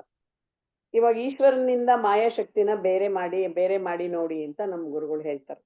ಇವಾಗ ಹೇಗೆ ಈ ಉಪಾಧಿನ ತೆಗ್ದಾಕದು ಅಂದಾಗ, ಈ ಮಾಯಾಶಕ್ತಿನ ತೆಗ್ದಾಕದು ಅಂತಂದ್ರೆ ತೆಗಿಯಕ್ಕೆ ಏನಿದೆ ಅಲ್ಲಿ, ತೆಗಿಯೋದು ಏನ್ ಸರ್ಜರಿ ಮಾಡಿ ತೆಗಿಯುವಂಥದ್ದು ಏನು ಇಲ್ಲ ಅಲ್ಲಿ. ಅದನ್ನು ಬೇರೆ ಮಾಡಿ ನೋಡಿ ಅಂತ ಹೇಳ್ತಾರೆ. ಈಶ್ವರನಿಂದ ಮಾಯಾಶಕ್ತಿ ಬೇರೆ ಮಾಡಿ ನೋಡಿ ಅಂದ್ರೆ ಪ್ರಪಂಚನ ಬೇರೆ ಮಾಡೋದು ಅಂತ. ಇವಾಗ ಮಾಯಾಶಕ್ತಿ ಅಥವಾ ಈಶ್ವರನಿಂದ ಪ್ರಪಂಚ ಬೇರೆ ಆಗ್ಬಿಟ್ರೆ ಏನ್ ಉಳಿಯುತ್ತೆ? ಬರೀ ಬ್ರಹ್ಮ ಮಾತ್ರ ಉಳಿಯುತ್ತೆ, ಬರೀ ಸತ್ಯ ಒಂದು ಉಳಿಯುತ್ತೆ, ಬರೀ ಬ್ರಹ್ಮ, ಬರೀ ಏನೂ ಇಲ್ಲ, ಏನೇನೂ ಇಲ್ಲ, ಅದೊಂದೇ ಸತ್ಯ, ಅದೇ ಬ್ರಹ್ಮ, ಅದೊಂದೇ ಉಳಿಯುತ್ತೆ. ಇವಾಗ ಜೀವನದ ಉಪಾಧಿನ ಹೇಗ್ ತೆಗಿಯೋದು? ಪಂಚಕೋಶಗಳನ್ನ ಬೇರೆ ಮಾಡಿದಾಗ ಉಳಿಯೋದೇನು? ಸಚ್ಚಿದಾನಂದ ಬ್ರಹ್ಮ. ಅದು ಸತ್ಯಂ ಜ್ಞಾನಂ ಅನಂತಂ ಬ್ರಹ್ಮ, ಇದು ಸಚ್ಚಿತ್ ಆನಂದ ಬ್ರಹ್ಮ ಆಗುತ್ತೆ. ಈ ಆಮೇಲೆ ಮಿಥ್ಯದ ಬಗ್ಗೆ ಹೇಳ್ತಾರೆ ಗುರುಗಳು. ಹೇಳ್ಬೇಕಪ್ಪ ಅದು? ಹೇಳ್ಬಿಡಿ ಅಂತ ಕೊನೆಯಲ್ಲಿ ಸ್ವಲ್ಪ. ಮಿಥ್ಯದ ಬಗ್ಗೆ ಹೇಳ್ತಾರೆ ಗುರುಗಳು. ಈ ಮಾಯಾ ಅನ್ನೋದು ಮಿಥ್ಯ, ಶರೀರ ಅನ್ನೋದು ಮಿಥ್ಯ ಅಂತ. ಆವಾಗ ಉಪಾಧಿನ ತೆಗಿಬೇಕು, ತೆಗ್ದಾಗ ಸತ್ಯವಾದದ್ದು ಉಳಿಯುತ್ತೆ, ಉಪಾಧೀನದಲ್ಲಿಗೆ ಮಿಥ್ಯ ಆಗುತ್ತೆ. ಈ ಉಪಾಧಿನ ಯಾಕೆ ತೆಗಿಬೇಕು, ಹೇಗ್ ತೆಗಿಯೋದು ಅಂತ ಗುರುಗಳು ಹೇಳಿದಾಗ ಉಪಾಧಿನ ಹೇಳ್ತಾರೆ, ಬರೀ ಅದು ಕಲ್ಪನೆ ಅಷ್ಟೆ. ಉಪಾಧಿ ಅನ್ನೋದು ಎಕ್ಸಿಸ್ಟೆನ್ಸ್ ಇಲ್ವೇ ಇಲ್ಲ, ಅದು ಬರೀ ನಮ್ಮ ಕಲ್ಪನೆ ಅಷ್ಟೆ, ಕಲ್ಪಿತ ಅಷ್ಟೆ. ಅದು ನಮ್ಮ ಸ್ವರೂಪ ಲಕ್ಷಣ ಅಲ್ಲ ಅಂತಾರೆ. ಅದು ಕರೆಕ್ಟ್ ವರ್ಡ್, ಅದು ಸ್ವರೂಪ ಲಕ್ಷಣ. ಇವಾಗ ಅದು ಉಪಾಧಿ ಅನ್ನೋದು ಬರೀ ಬಾಹ್ಯ ಲಕ್ಷಣ ಆಗುತ್ತೆ, ಸ್ವರೂಪ ಲಕ್ಷಣನೇ ಬೇರೆ, ಬಾಹ್ಯ ಲಕ್ಷಣನೇ ಬೇರೆ.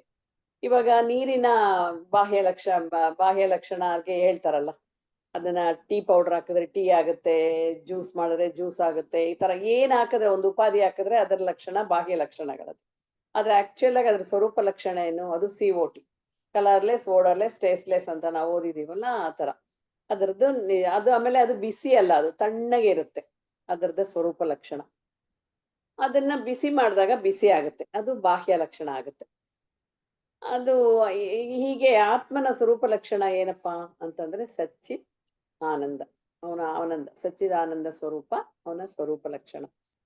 ಬಾಹ್ಯ ಲಕ್ಷಣ ಬರೋದು ಹೇಗೆ ಅಂದ್ರೆ ಈ ದೇಹ, ಮನಸ್ಸು, ಬುದ್ಧಿ ಇದೆಲ್ಲಾನು ಸೇರ್ಕೊಂಡಾಗ ಅವನಿಗೆ ಬಾಹ್ಯ ಲಕ್ಷಣಗಳು ಬಂದು ಅದರಲ್ಲಿ ಉಪಾಧಿಗಳು ಸೇರ್ಕೊಂಡು ಆತ್ಮ ನಾನು ಅನ್ನೋದು ಮರ್ತೋಗುತ್ತೆ. ಅದಕ್ಕೆ ಎಕ್ಸಾಂಪಲ್ ಹೇಳ್ಬೇಕಾ? ಅದೇ ಕೊಡ್ತಾರಲ್ಲ, ಇವಾಗ ಸ್ವರೂಪ ಲಕ್ಷಣಕ್ಕೆ ಒಂದು ಎಕ್ಸಾಂಪಲ್ ಏನ್ ಕೊಡ್ತಾರೆ ಗುರುಗಳು ಅಂದ್ರೆ, ಈ ಎಲ್ಲಾದ್ರೂ ಹೋದಾಗ ನಾವು ಯಾವ್ದೋ ಒಂದು ಮ್ಯೂಸಿಯಮ್ ಅಥವಾ ಯಾವ್ದೋ ಎಲ್ಲೋ ಒಂದು ಹೋದಾಗ 4 ತರ ಕನ್ನಡಿ ಇಟ್ಟಿರ್ತಾರೆ. ಒಂದ್ ಕನ್ನಡಿಲಿ ಇಷ್ಟು ದಪ್ಪ ಕಾಣಿಸ್ತಾ ಇರ್ತೀವಿ, ಒಂದ್ ಕನ್ನಡಿಲಿ ಅಷ್ಟು ಉದ್ದ ಕಾಣಿಸ್ತಾ ಇರ್ತೀವಿ, ಒಂದೊಂದ್ ಕನ್ನಡಿಲಿ ಅದ್ ಹೆಂಗೋ ಕಾಣಿಸ್ತಾ ಇರ್ತೀವಿ. ಆದ್ರೆ ಕನ್ನಡಿಲಿ ಮಾತ್ರ ಆ ತರ ಕಾಣಿಸ್ತಿರ್ತೀವಿ ಹೊರತು ನಿಜವಾಗ್ಲೂ ನಾವು ಇದ್ದಂಗೆ ಇರ್ತೀವಿ. ಹಾಗೆ ಸ್ವರೂಪ ಲಕ್ಷಣ ಅನ್ನೋದು ಇದ್ದ ಹಾಗೆ ಇರುತ್ತೆ, ಯಾವುದೇ ಒಂದು ಬಾಹ್ಯ ಲಕ್ಷಣದಿಂದ ಅದು ಏನು ಇದಾಗಿರೋದಿಲ್ಲ. ಅದ್ ಬೇರೆ ಉಪಾಧಿ ಸೇರ್ಕೊಂಡಾಗ ಅದು ಕಲ್ಪನೆ ಅಷ್ಟೇ, ಆ ತರ ಕಾಣುತ್ತೆ, ನಿಜವಾಗ್ಲೂ ಅದಕ್ಕೆ ಏನೂ ಆಗಿರಲ್ಲ ಅನ್ನೋದಕ್ಕೆ ಅದೊಂದು ಎಕ್ಸಾಂಪಲ್ ಕೊಡ್ತಾರೆ. ಆಮೇಲೆ ಸಂಗೀತ ಕಚೇರಿದು ಇನ್ನೊಂದು ಎಕ್ಸಾಂಪಲ್ ಕೊಡ್ತಾರೆ. ಒಬ್ರು ಸಂಗೀತ ಆಡ್ಬೇಕಾದ್ರೆ ಬಣ್ಣ ಬಣ್ಣ ಡ್ಯಾನ್ಸ್ ಗಳೆಲ್ಲ ಮಾಡ್ತಾರಲ್ಲ, ಎಷ್ಟೊಂದು ಇವಾಗಂತೂ ಏನು ಜಗ ಅನ್ನತ್ತೆ ಲೈಟ್ಗಳು, ಕಲರ್ ಲೈಟ್ಗಳು ಬಿಟ್ಟಾಗ ಅದು ಯಾವ್ದೋ ಲೋಕದಲ್ಲಿ ಇದ್ದಂಗೆ ಹೆಂಗೆಂಗೋ ಎಷ್ಟು ಒಳ್ಳೆ ದಿವ್ಯವಾಗಿ ದೇವತೆಗಳ ತರ ಕಾಣಿಸ್ತಾ ಇರ್ತಾರಲ್ಲಿ ಇರೋರೆಲ್ಲ. ಆದ್ರೆ ಆಕ್ಚುಯಲ್ ಆಗಿ ಅವ್ರು ಹೇಗಿರ್ತಾರೋ ಹಾಗೆ ಇರ್ತಾರೆ, ಆ ಬೆಳಕು ಇರೋವರೆಗೂ ಹಾಗೆ ಕಾಣ್ತಾ ಇರ್ತಾರಷ್ಟೆ. ಹಾಗೆ ಅದನ್ನ ಮಾಯಾಶಕ್ತಿ ಹೇಳ್ತಾರೆ. ಆಮೇಲೆ ಸಂಗೀತ ಕಚೇರಿ ಇದೊಂದು ಎಕ್ಸಾಂಪಲ್ ಆಯ್ತು.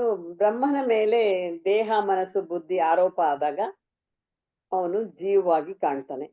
ಈಶ್ವರನ ಮೇಲೆ ಪ್ರಪಂಚದ ಆರೋಪ ಆದಾಗ ಅವನು ಒಡೆಯನಾಗಿ ಕಾಣ್ತಾನೆ. ಅಂದ್ರೆ ಅವನು ಅಲ್ಪನಾಗಿ ಕಾಣೋದು ಯಾವಾಗ ಅಂದ್ರೆ ಅವನ ಸ್ವರೂಪ ಲಕ್ಷಣ ಮರ್ತೋಗೋದು ದೇಹ ಮನಸ್ಸು ಬುದ್ಧಿ ಅನ್ನೋದು ಆರೋಪ ಆದಾಗ. ಈಶ್ವರನ ಮೇಲೆ ಪ್ರಪಂಚ ಆರೋಪ ಆದಾಗ ಅವನು ಏನೋ ಸರ್ವಶಕ್ತ, ನಾನು ಸರ್ವಶಕ್ತಿಮಾನು, ನಾನು ಅಲ್ಲಿ ಇದು ಅಂತೆಲ್ಲ ಅದನ್ನ ಅವನಿಗೆ ಕಾಣಿಸುತ್ತೆ. ಆಗ ನಾವು ಜೀವ ಮತ್ತು ಬ್ರಹ್ಮನಲ್ಲಿ ವ್ಯತ್ಯಾಸ ಇರೋದು ಉಪಾಧಿಯಲ್ಲಿ ಮಾತ್ರ, ಸ್ವರೂಪದಲ್ಲಿ ಅಂದ್ರೆ ಮೂಲದಲ್ಲಿ ಏನು ವ್ಯತ್ಯಾಸ ಇಲ್ಲ ಅಂತ ತಿಳ್ಕೊಳಕ್ಕೆ ಈ ಎಕ್ಸಾಂಪಲ್ಸ್. ಇಷ್ಟೇ. ಹೌದು. ಕಾತ್ಯಾನಿ ಮೇಡಮ್, ಈಗ ಉಪಾಧಿ ಅಥವಾ ಉಪಾಧಿ ಅನ್ನೋ ಒಂದು ಪದಕ್ಕೆ ಮಿಥ್ಯೆ ಅಂತಾನೂ ಹೇಳ್ಬೋದಲ್ವಾ? ಅದು ಸುಮ್ನೆ ಸುಳ್ಳು, ಸತ್ಯದಂತೆ ತೋರುವ ಸುಳ್ಳುಗಳು ತಾನೇ ಅವು, ನೆಪ ತಾನೆ ಅದು. ಹೌದು. ಹೌದು, ಖಂಡಿತ ಹೌದು, ಮಿಥ್ಯಾನೇ ಅದು. ಮತ್ತೆ ಕಲ್ಪನೆ ಕೊಡುತ್ತೆ, ಮತ್ತೆ ಕಾಣಿಸುತ್ತೆ. ಓಕೆ. ಮತ್ತೆ ಈ ಆತ್ಮನಿಗೆ ಇವಾಗ ನೀರಿನ ಎಕ್ಸಾಂಪಲ್ ತಗೊಂಡ್ವಿ ನಾವು. ಅವನಿಗೆ ಸ್ವಸ್ವರೂಪ ಅಂತ ಒಂದಿದೆ. ಅವನಿಗೊಂದು ಸ್ವಸ್ವರೂಪ, ಸ್ವಧರ್ಮ ಅನ್ನಂಗೆ ಅವನಿಗೊಂದು ನಿಜವಾದ ಸ್ವರೂಪ ಇದೆ. ಏನು ಅಂತ ತಣ್ಣಗಿದ್ದಾನೆ, ಅವನಿಗೆ ಆಕಾರ ಇಲ್ಲ, ಬಣ್ಣ ಇಲ್ಲ, ರುಚಿ ಇಲ್ಲ, ಏನೋ ಒಂದಿದೆ ಆ ತರ. ಅವನಿಗೆ ಯಾವ್ದೋ ಒಂದು ಉಪಾಧಿ, ಒಂದು ಟೀ ಪುಡ್ರಿ ಹಾಕ್ದಾಗ್ಲೋ, ಒಂದು ನಿಂಬೆ ಜ್ಯೂಸ್ ಕಲರ್ದೇನೋ ಹಾಕ್ದಾಗ್ಲೋ ಏನೋ ಒಂದು ಅವ್ನು ಚೇಂಜ್ ಆಗಿ ಅದ್ರ ಆರೋಪ ಅವನ ಮೇಲೆ ಬಿದ್ಬಿಟ್ಟು ಅವನೇ ಟೀ ಅಂತ ಅನ್ಬಿಡ್ತೀವಿ, ನೀರ್ನೇ ಜ್ಯೂಸು ಅನ್ಬಿಡ್ತೀವಿ ಅಂತ ಆಯ್ತು. ಈಗ ಆತ್ಮನಿಗೆ ನಾವು ಅದನ್ನ ಹೋಲ್ಸ್ಕೊಂಡು ಮಾಡ್ಕೊಳ್ಳುವಾಗ ಆತ್ಮನಿಗೆ ಸ್ವರೂಪ ಲಕ್ಷಣಗಳೇ ಇಲ್ವಲ್ಲ. ಅವನಿಗೆ ಆಕಾರ ಇಲ್ಲ, ಅವನಿಗೆ ಹೆಸರಿಲ್ಲ, ಅವ್ನ ನಿರ್ಗುಣ ನಿರಾಕಾರ, ಅವ್ನ ಅಲ್ಲಿಲ್ಲ ಇಲ್ಲಿಲ್ಲ, ಏನೂ ಇಲ್ವಲ್ಲ ಅವನಿಗೆ. ಅವ್ನು ಏನೂ ಇಲ್ದೇ ಇರೋನ್ಗೆ ಏನೋ ಒಂದ್ ಹಾಕ್ಬಿಟ್ಟು ನಾವು ಅವನ್ನ ಡೆಪಿಕ್ಟ್ ಮಾಡ್ತಾ ಇದೀವ, ಪಿಕ್ಚರೈಸ್ ಮಾಡ್ತಾ ಇದೀವಿ ಇವನು ಅಂತ. ಬಟ್ ಅವನಿಗೆ ಏನ್ ಸ್ವರೂಪನೇ ಇಲ್ವಲ್ಲ. ಅವ್ನ ಹಂಗಿದ್ರೆ ನಿರಾಕಾರ ಅಂದ್ರೆ ಹೌ ವಿಲ್ ಬಿ ಕಂಪ್ಯಾರಿಸನ್ ಒಂದು ಒರಿಜಿನಲ್ ಇದ್ದಿರ್ಬೇಕಲ್ಲ. ಅಲ್ಲ, ಕಂಪ್ಯಾರಿಸನ್ ಅಂದ್ರೆ ನೀವ್ ಹೇಳಿದ್ದೇನೆ, ಅಂದ್ರೆ ನಿರ್ಗುಣ ನಿರಾಕಾರ, you cannot imagine anything about it. ಈ ಉಪಾಧಿನೂ ಏನು ಹೇಳಕ್ಕಾಗಲ್ಲ, ಅಂಥವನ್ನ ನೀನ್ ಹಿಂಗೆ ಅಂತ ಹೇಳ್ತಾ ಇದ್ದೀರಾ ಅಂತ ಅಷ್ಟೇ. ಆತರ ಉಪಾಧಿನೂ ಮಿಥ್ಯಾನ? ಉಪಾಧಿ ಮಿಥ್ಯ, ಹೌದು, ಅಷ್ಟೇ ಕಲ್ಪನಾ. ಈಗ ಇಲ್ಲಿ ನೀವೇನು ಇವಾಗ ನೀರ್ಗೆ ನೀವೇ ಹೇಳಿದ್ರಿ, ಅದಕ್ಕೆ ಬಣ್ಣ ಇಲ್ಲ, ರುಚಿ ಇಲ್ಲ ಅಂತೆಲ್ಲ ಹೇಳಿದ್ರಿ. ಅಂಥದಕ್ಕೆ ಏನೊಂದು ಬಣ್ಣ ರುಚಿ ಎಲ್ಲ ಕೊಡ್ತಾ ಇದ್ದೀರಿ. ಅದೇ ತರಹ ಇವನ್ ಬಗ್ಗೆ, ಆತ್ಮನ ಬಗ್ಗೆ ನೀವು ಹೇಳಕ್ಕೆ ಏನೂ ಇಲ್ಲ. ನೀರಿಗೊಂದು ಫಿಸಿಕಲ್ ಫಾರ್ಮ್ ಆದ್ರೂ ಇದೆ ಮೇಡಮ್. ಇವನಿಗೆ ಆತ್ಮನಿಗೆ ಏನು ಇಲ್ವಲ್ಲ, ಅದೇ ಸಮಸ್ಯೆ ಬಂದ್ಬಿಟ್ರೆ. ಸಮಸ್ಯೆ ಏನಿಲ್ಲ. ಇದನ್ನ ಈ ಒಂದು ದೃಷ್ಟಾಂತದ ಮೂಲಕ ಅದನ್ನ ತಿಳ್ಕೊಬೇಕು. ಇವಾಗ ಆಕಾಶ ಫಾರ್ ಎಕ್ಸಾಂಪಲ್, ಅವಕಾಶವನ್ನು ಏನು ಅಂತ ಹೇಳ್ತೀರಾ ನೀವು? ಅವಕಾಶ ಇಲ್ಲ ಅಂತ ಹೇಳ್ತೀರಾ? ಅವಕಾಶ ಇದೆಯೋ ಇಲ್ವೋ? ಇದೆ. ಅವಕಾಶವನ್ನು ನೀವು ಏನಂತ ವರ್ಣಿಸ್ತೀರಿ? ಹೀಗೆ ಅಂತ ಏನಾದ್ರೂ ಹೇಳಕ್ಕಾಗತ್ತಾ ಅವಕಾಶಕ್ಕೆ? ಏನ್ ಹೇಳಕ್ಕಾಗಲ್ಲ ಅವಕಾಶಕ್ಕೆ, ಅದ್ರದ್ದು ಇರೋದು ಹೌದು. ಆ ತರಹವೇ ಅದಕ್ಕೆ ಆತ್ಮನಿಗೆ ನಿಯರೆಸ್ಟ್ ಎಕ್ಸಾಂಪಲ್ ಅಂತಂದ್ರೆ ಅವಕಾಶ. ಇಟ್ ಈಸ್ ಡೆಫಿನೆಟ್ಲಿ ಇದೆ. ಆನಂದ ಸ್ವರೂಪ ಕೊಡ್ಬೋದಲ್ವಾ? ಅಲ್ಲ, ಆನಂದ ಸ್ವರೂಪ ಸರಿ. ಅವರು ಸ್ವರೂಪ ಲಕ್ಷಣ ಅಂತಂದ್ರೆ ಏನಾದ್ರೂ ಒಂದು ಕಾಣೋ ತರದ್ ಏನಾದ್ರೂ ಒಂದು ಇರ್ಬೇಕು ಅಂದ್ರೆ ಕಾಣೋ ತರ ಇಲ್ಲ. ಆನಂದ ಇದೆಯಲ್ಲ ನೋಡಿ, ಆನಂದನೂ ಇವಾಗ ನಿಮ್ಗೆ ಆನಂದ ಅಂದ್ರೆ ನಿಮ್ಗೆ ಎಕ್ಸ್ಪೀರಿಯನ್ಸ್ ಆನಂದ ಬೇರೆ. ಎಕ್ಸ್ಪೀರಿಯನ್ಸ್ ಇವಾಗ ವರ್ಲ್ಡ್ಲಿ ಆನಂದಗಳಲ್ಲಿ ನಿಮ್ಗೊಂದು ಖುಷಿ, ಹ್ಯಾಪಿನೆಸ್ ಅಂತ ಹೇಳ್ತೀವಿ ಅದನ್ನ, ಅದು ಎಕ್ಸ್ಪೀರಿಯನ್ಸ್ ಬರೋದು. ನಿಮ್ಗೆ ಡೀಪ್ ಸ್ಲೀಪ್ ಸ್ಟೇಟ್ ಅಲ್ಲಿ ಇರೋದು, ಅದು ಏನ್ ಎಕ್ಸ್ಪೀರಿಯನ್ಸ್ ಅಂತ ಹೇಳ್ತೀರಾ? ಅದನ್ನ ವಿವರಣೆ ಏನ್ ಹೇಳ್ತೀರಾ ಅದಕ್ಕೆ? ಡೀಪ್ ಸ್ಲೀಪ್ ಸ್ಟೇಟ್ದು ಏನು ಇಲ್ಲ. ಅಲ್ಲಿ ಏನ್ ಹೇಳಕ್ಕಾಗಲ್ಲ ಏನು ನಿಮ್ಗೆ. ಸ್ಥಿತಿ, ಶೂನ್ಯ ಸ್ಥಿತಿನೂ ಅಲ್ಲ, ಅದೇನು ಸ್ಥಿತಿನೋ. ಅಲ್ಲಿ ನಿಮ್ಗೆ ನೆಗೇಷನ್ ಮೂಲಕ ಹೇಳ್ಬೋದೇ ಹೊರತು ಅಲ್ಲಿ ಪ್ರಪಂಚ ಇಲ್ಲ, ಅಲ್ಲಿ ನಾನಿಲ್ಲ, ನಾನು ಅಂತ ಹೇಳೋದು ಇಲ್ಲ ಅದರಲ್ಲಿ, ಆ ಡೀಪ್ ಸ್ಟೇಟ್ ಅಲ್ಲಿ. ಅಂದ್ರೆ ಅಲ್ಲಿ ಏನಂದ್ರೆ ದೇಶ ಕಾಲಗಳ ಪರಿಮಿತತೆಯನ್ನ ನೀವು ಮೀರಿರ್ತೀರಿ, ಆ ಒಂದು ಸ್ಥಿತಿ. ಆ ರೀತಿ ಕಂಪೇರ್ ಮಾಡ್ಕೊಂಡು ಹೇಳ್ಬೋದಷ್ಟೇ. ಈಗ ನಿಮಗೆ ಇಲ್ಲಿ ದೇಶ ಕಾಲಗಳು ನಲ್ಲಿ ಇದೀರಿ ನೀವು ಪ್ರಪಂಚದಲ್ಲಿ, ಅಲ್ಲಿ ಡೀಪ್ ಸ್ಟೇಟ್ ಅಲ್ಲಿ ದೇಶ ಕಾಲಗಳು ಇಲ್ಲ. ಇವಾಗ ನಿಮ್ಗೆ ಪ್ರತಿಯೊಂದು ಸಂತೋಷ ಬಂದಾಗ್ಲೂ ಕೂಡ ಆಕ್ಚುಲಿ ನೋಡಕ್ ಹೋದ್ರೆ ಖುಷಿ ಹ್ಯಾಪಿನೆಸ್ ಅಂತ ಹೇಳ್ತೀವಿ, ಬಟ್ ಆಕ್ಚುಲಿ ಆ ಮೊಮೆಂಟ್ ಅಲ್ಲಿ ಏನಾಗತ್ತೆ, ಅಲ್ಲೂ ಅಷ್ಟೇ ದೇಶ ಕಾಲಗಳ ಮಿತಿಯನ್ನ ನೀವು ಮೀರಿರ್ತೀರಿ. ಅದನ್ನೇ ಅನಂತತೆ ಅಂತ ಹೇಳೋದು. ಅನಂತತೆ ಅಂತಂದ್ರೆ ವಿಸ್ತಾರ ಅಂತಲ್ಲ, ಅನ್ಲಿಮಿಟೆಡ್ ಅಂತ ಟ್ರಾನ್ಸ್ಲೇಟ್ ಮಾಡ್ತೀವಿ. ಅನಂತತೆಯನ್ನ ವಿಸ್ತರಿಸ್ಕೊಂಡು ಹೋಗ್ತಾ ಇದೆ, ಅಯ್ಯೋ ನನ್ನ ಶಾಂತ ಅನಂತ ಅಂತ, ಇದು ಲಿಮಿಟು ಅದು ಅನ್ಲಿಮಿಟು ಅಂತ. ಬಟ್ ಅಲ್ಲೇ ಆಕ್ಚುಲಿ ಅನಂತತೆ ಅಂತಂದ್ರೆ ಯಾವ ಕಲ್ಪನೆಯನ್ನು ನೀವು ಮಾಡಕ್ ಆಗದೆ ಇರೋಂತಹದ್ದು ಅದು. ಅದ್ರ ಬಗ್ಗೆ ಏನು ಹೇಳಕ್ ಬರಲ್ಲ. ಹಂಗೆ ಆತ್ಮನ ಬಗ್ಗೆ ಏನು ಹೇಳಕ್ ಬರಲ್ಲ. ಆ ಹೇಳಕ್ ಬರದೇ ಇರೋದನ್ನ ನಾವು ಹೀಗೆ ಹೇಳ್ತಾ ಇದೀವಿ, ಬೇರೆ ಬೇರೆ ರೂಪ ಆಕಾರಗಳನ್ನು ಕೊಟ್ಕೊಂಡು ಅಂತ ಅಷ್ಟೇ. ಅದು ಸ್ವರೂಪ ಲಕ್ಷಣ ಅಂತ ಅಷ್ಟೇ. Thank you, thank you. ಹೇಳಕ್ಕಾಗದೇ ಇರೋದು. ಅದಕ್ಕೆ ದ ಬೆಸ್ಟ್ ಎಕ್ಸಾಂಪಲ್ ಇಸ್ ಅವಕಾಶ. ನಾವು ಮೊದಲೆಲ್ಲ ಆಕಾಶ ಅಂದ್ರೆ ಏನೋ ಮೇಲ್ನಾಡು ಕಾಣಿಸ್ತಾ ಇರೋದು, ಅಲ್ಲಿ ನೀಲಿ ಕಲರ್ ಕಾಣಿಸ್ತಾ ಇರೋದು, ಅಲ್ಲಿ ಮೋಡಗಳಿರೋದು, ಹಂಗಲ್ಲ. ಅದು ಆಕಾಶ ಅಂತಂದ್ರೆ ಸ್ಪೇಸ್, ಖಾಲಿ ಜಾಗ. ಅದಕ್ಕೆ ಇವಾಗ ಈ ಬಾಹ್ಯ ಸಮಾಧಿನಲ್ಲಿ ಆಕ್ಚುಲಿ ಬಾಹ್ಯ ಸಮಾಧಿ ಸುಲಭ. ಅಂದ್ರೆ ಏನೇ ಒಂದು ವಸ್ತುವನ್ನ ನಾನು ನೋಡಿದ್ರು ಕೂಡ, ಇವಾಗ ಒಂದು ಲೋಟ ನೋಡ್ತೀನಿ ನಾನು, ಈ ಲೋಟ ನೋಡಿದಾಗ ಈ ಲೋಟದ ಹಿಂದೆ ಏನಿದೆ, ಅವಕಾಶ ಇದೆ. ಅಂದ್ರೆ ಖಾಲಿಯಾದ ಅಸ್ತಿತ್ವ ಇದೆ. ಆ ಖಾಲಿಯಾದ ಅಸ್ತಿತ್ವ ಲೋಟದವಾದ ಅಸ್ತಿತ್ವವಾಗಿ ಕಂಡು ಬರ್ತಾ ಇದೆ ನನಗೆ. ಹಂಗಾಗಿ ನಾನು ಯಾವುದೇ ವಸ್ತುವನ್ನ ನೋಡಿದ ತಕ್ಷಣ ಅದ್ರ ಹಿಂದಿರುವಂಥ ಯಾವುದೇ ಒಂದು ರೂಪಾತೀತವಾದ ಅಸ್ತಿತ್ವವನ್ನ ನೆನಪಿಸ್ಕೊಳ್ಬೇಕು ನಾನು. ಹಂಗೆ ನೆನಪಿಸ್ಕೊಂಡಾಗ ಏನಾಗುತ್ತೆ, ನಿಮ್ಗೆ ಯಾವ ರೂಪದ ಕಲ್ಪನೆಯನ್ನು ಬರ್ದೇ ಇದ್ದಾಗ ಮನಸ್ಸು ಇಮ್ಮಿಡಿಯೇಟ್ ಆಗಿ ಶಾಂತ. ನಿಮಗೆ ಈ ಯಾವ್ದಾದ್ರು ಒಂದು ಕಲ್ಪನೆ ಬಂದಾಗ ತಾನೇ ನಿಮ್ಗೆ ಡಿಸ್ಟರ್ಬೆನ್ಸ್ ಬರೋದು. ಕಲ್ಪನೆನೇ ಮಾಡಕ್ಕಾಗದೇ ಇರುವಂತಹದ್ರ ಬಗ್ಗೆ ನೀವು ಯೋಚನೆ ಮಾಡಿದಾಗ ಅಲ್ಲಿ ಯೋಚನೆನೇ ಇಲ್ಲದೆ ಹೋಗ್ಬಿಡ, ಶಾಂತ ಆಗುತ್ತೆ.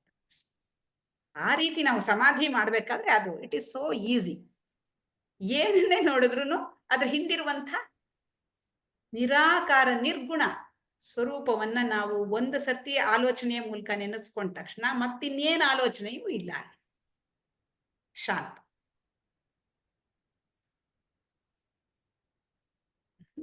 Thank you madam, thank you so much. So ಇವಾಗ ಇದು ಕಂಪ್ಲೀಟ್ ಆಯ್ತು. 35 ಚೆನ್ನಾಗಿ ನಡ್ಸ್ಕೊಟ್ರಿ ಕಲ್ಪನಾ. 36 ತುಂಬಾ ಚಿಕ್ಕದಿದೆ, ಆಕ್ಚುಲಿ ಇದ್ರದ್ದೇ ಆಲ್ಮೋಸ್ಟ್ ರಿಪಿಟೇಷನ್ ಇದೆ. ಈಗ ಪ್ರಾರ್ಥನೆ ಮಾಡ್ಬಿಡಿ, ಆಮೇಲೆ ರೆಕಾರ್ಡಿಂಗ್ ಸ್ಟಾರ್ಟ್ ಮಾಡ್ಬಿಟ್ಟು. ಉಪಾಧಿನೂ ಮಿಥ್ಯಾನೇ ಅಲ್ವಾ? ಅಂದ್ರೆ ಉಪಾಧಿ ಅಂದ್ರೆ ಈ ದೇಹ ಮನಸ್ಸು ಬುದ್ಧಿ ಎಲ್ಲ ಮಿಥ್ಯಾನೇ. ಮಿಥ್ಯಾನೆ. ಇವಾಗ ಎಚ್ಚರದಲ್ಲಿದೆ, ಕನಸಲ್ಲಿ ಇಲ್ವಲ್ಲ. ಇದೇ ದೇಹ, ಕಲ್ಯಾಣಿಯವ್ರದ್ದು ಈ ದೇಹನೇ ಇದೇನ್ ಕನಸಿನಲ್ಲಿ ಇಲ್ಲ ತಾನೆ. ಗಾಢ ನಿದ್ದೆಯಲ್ಲಿ ಇಲ್ವೇ ಇಲ್ವಲ್ಲ, ಅದಕ್ಕೆ ಮಿಥ್ಯ. ಮಿಥ್ಯಾನೆ.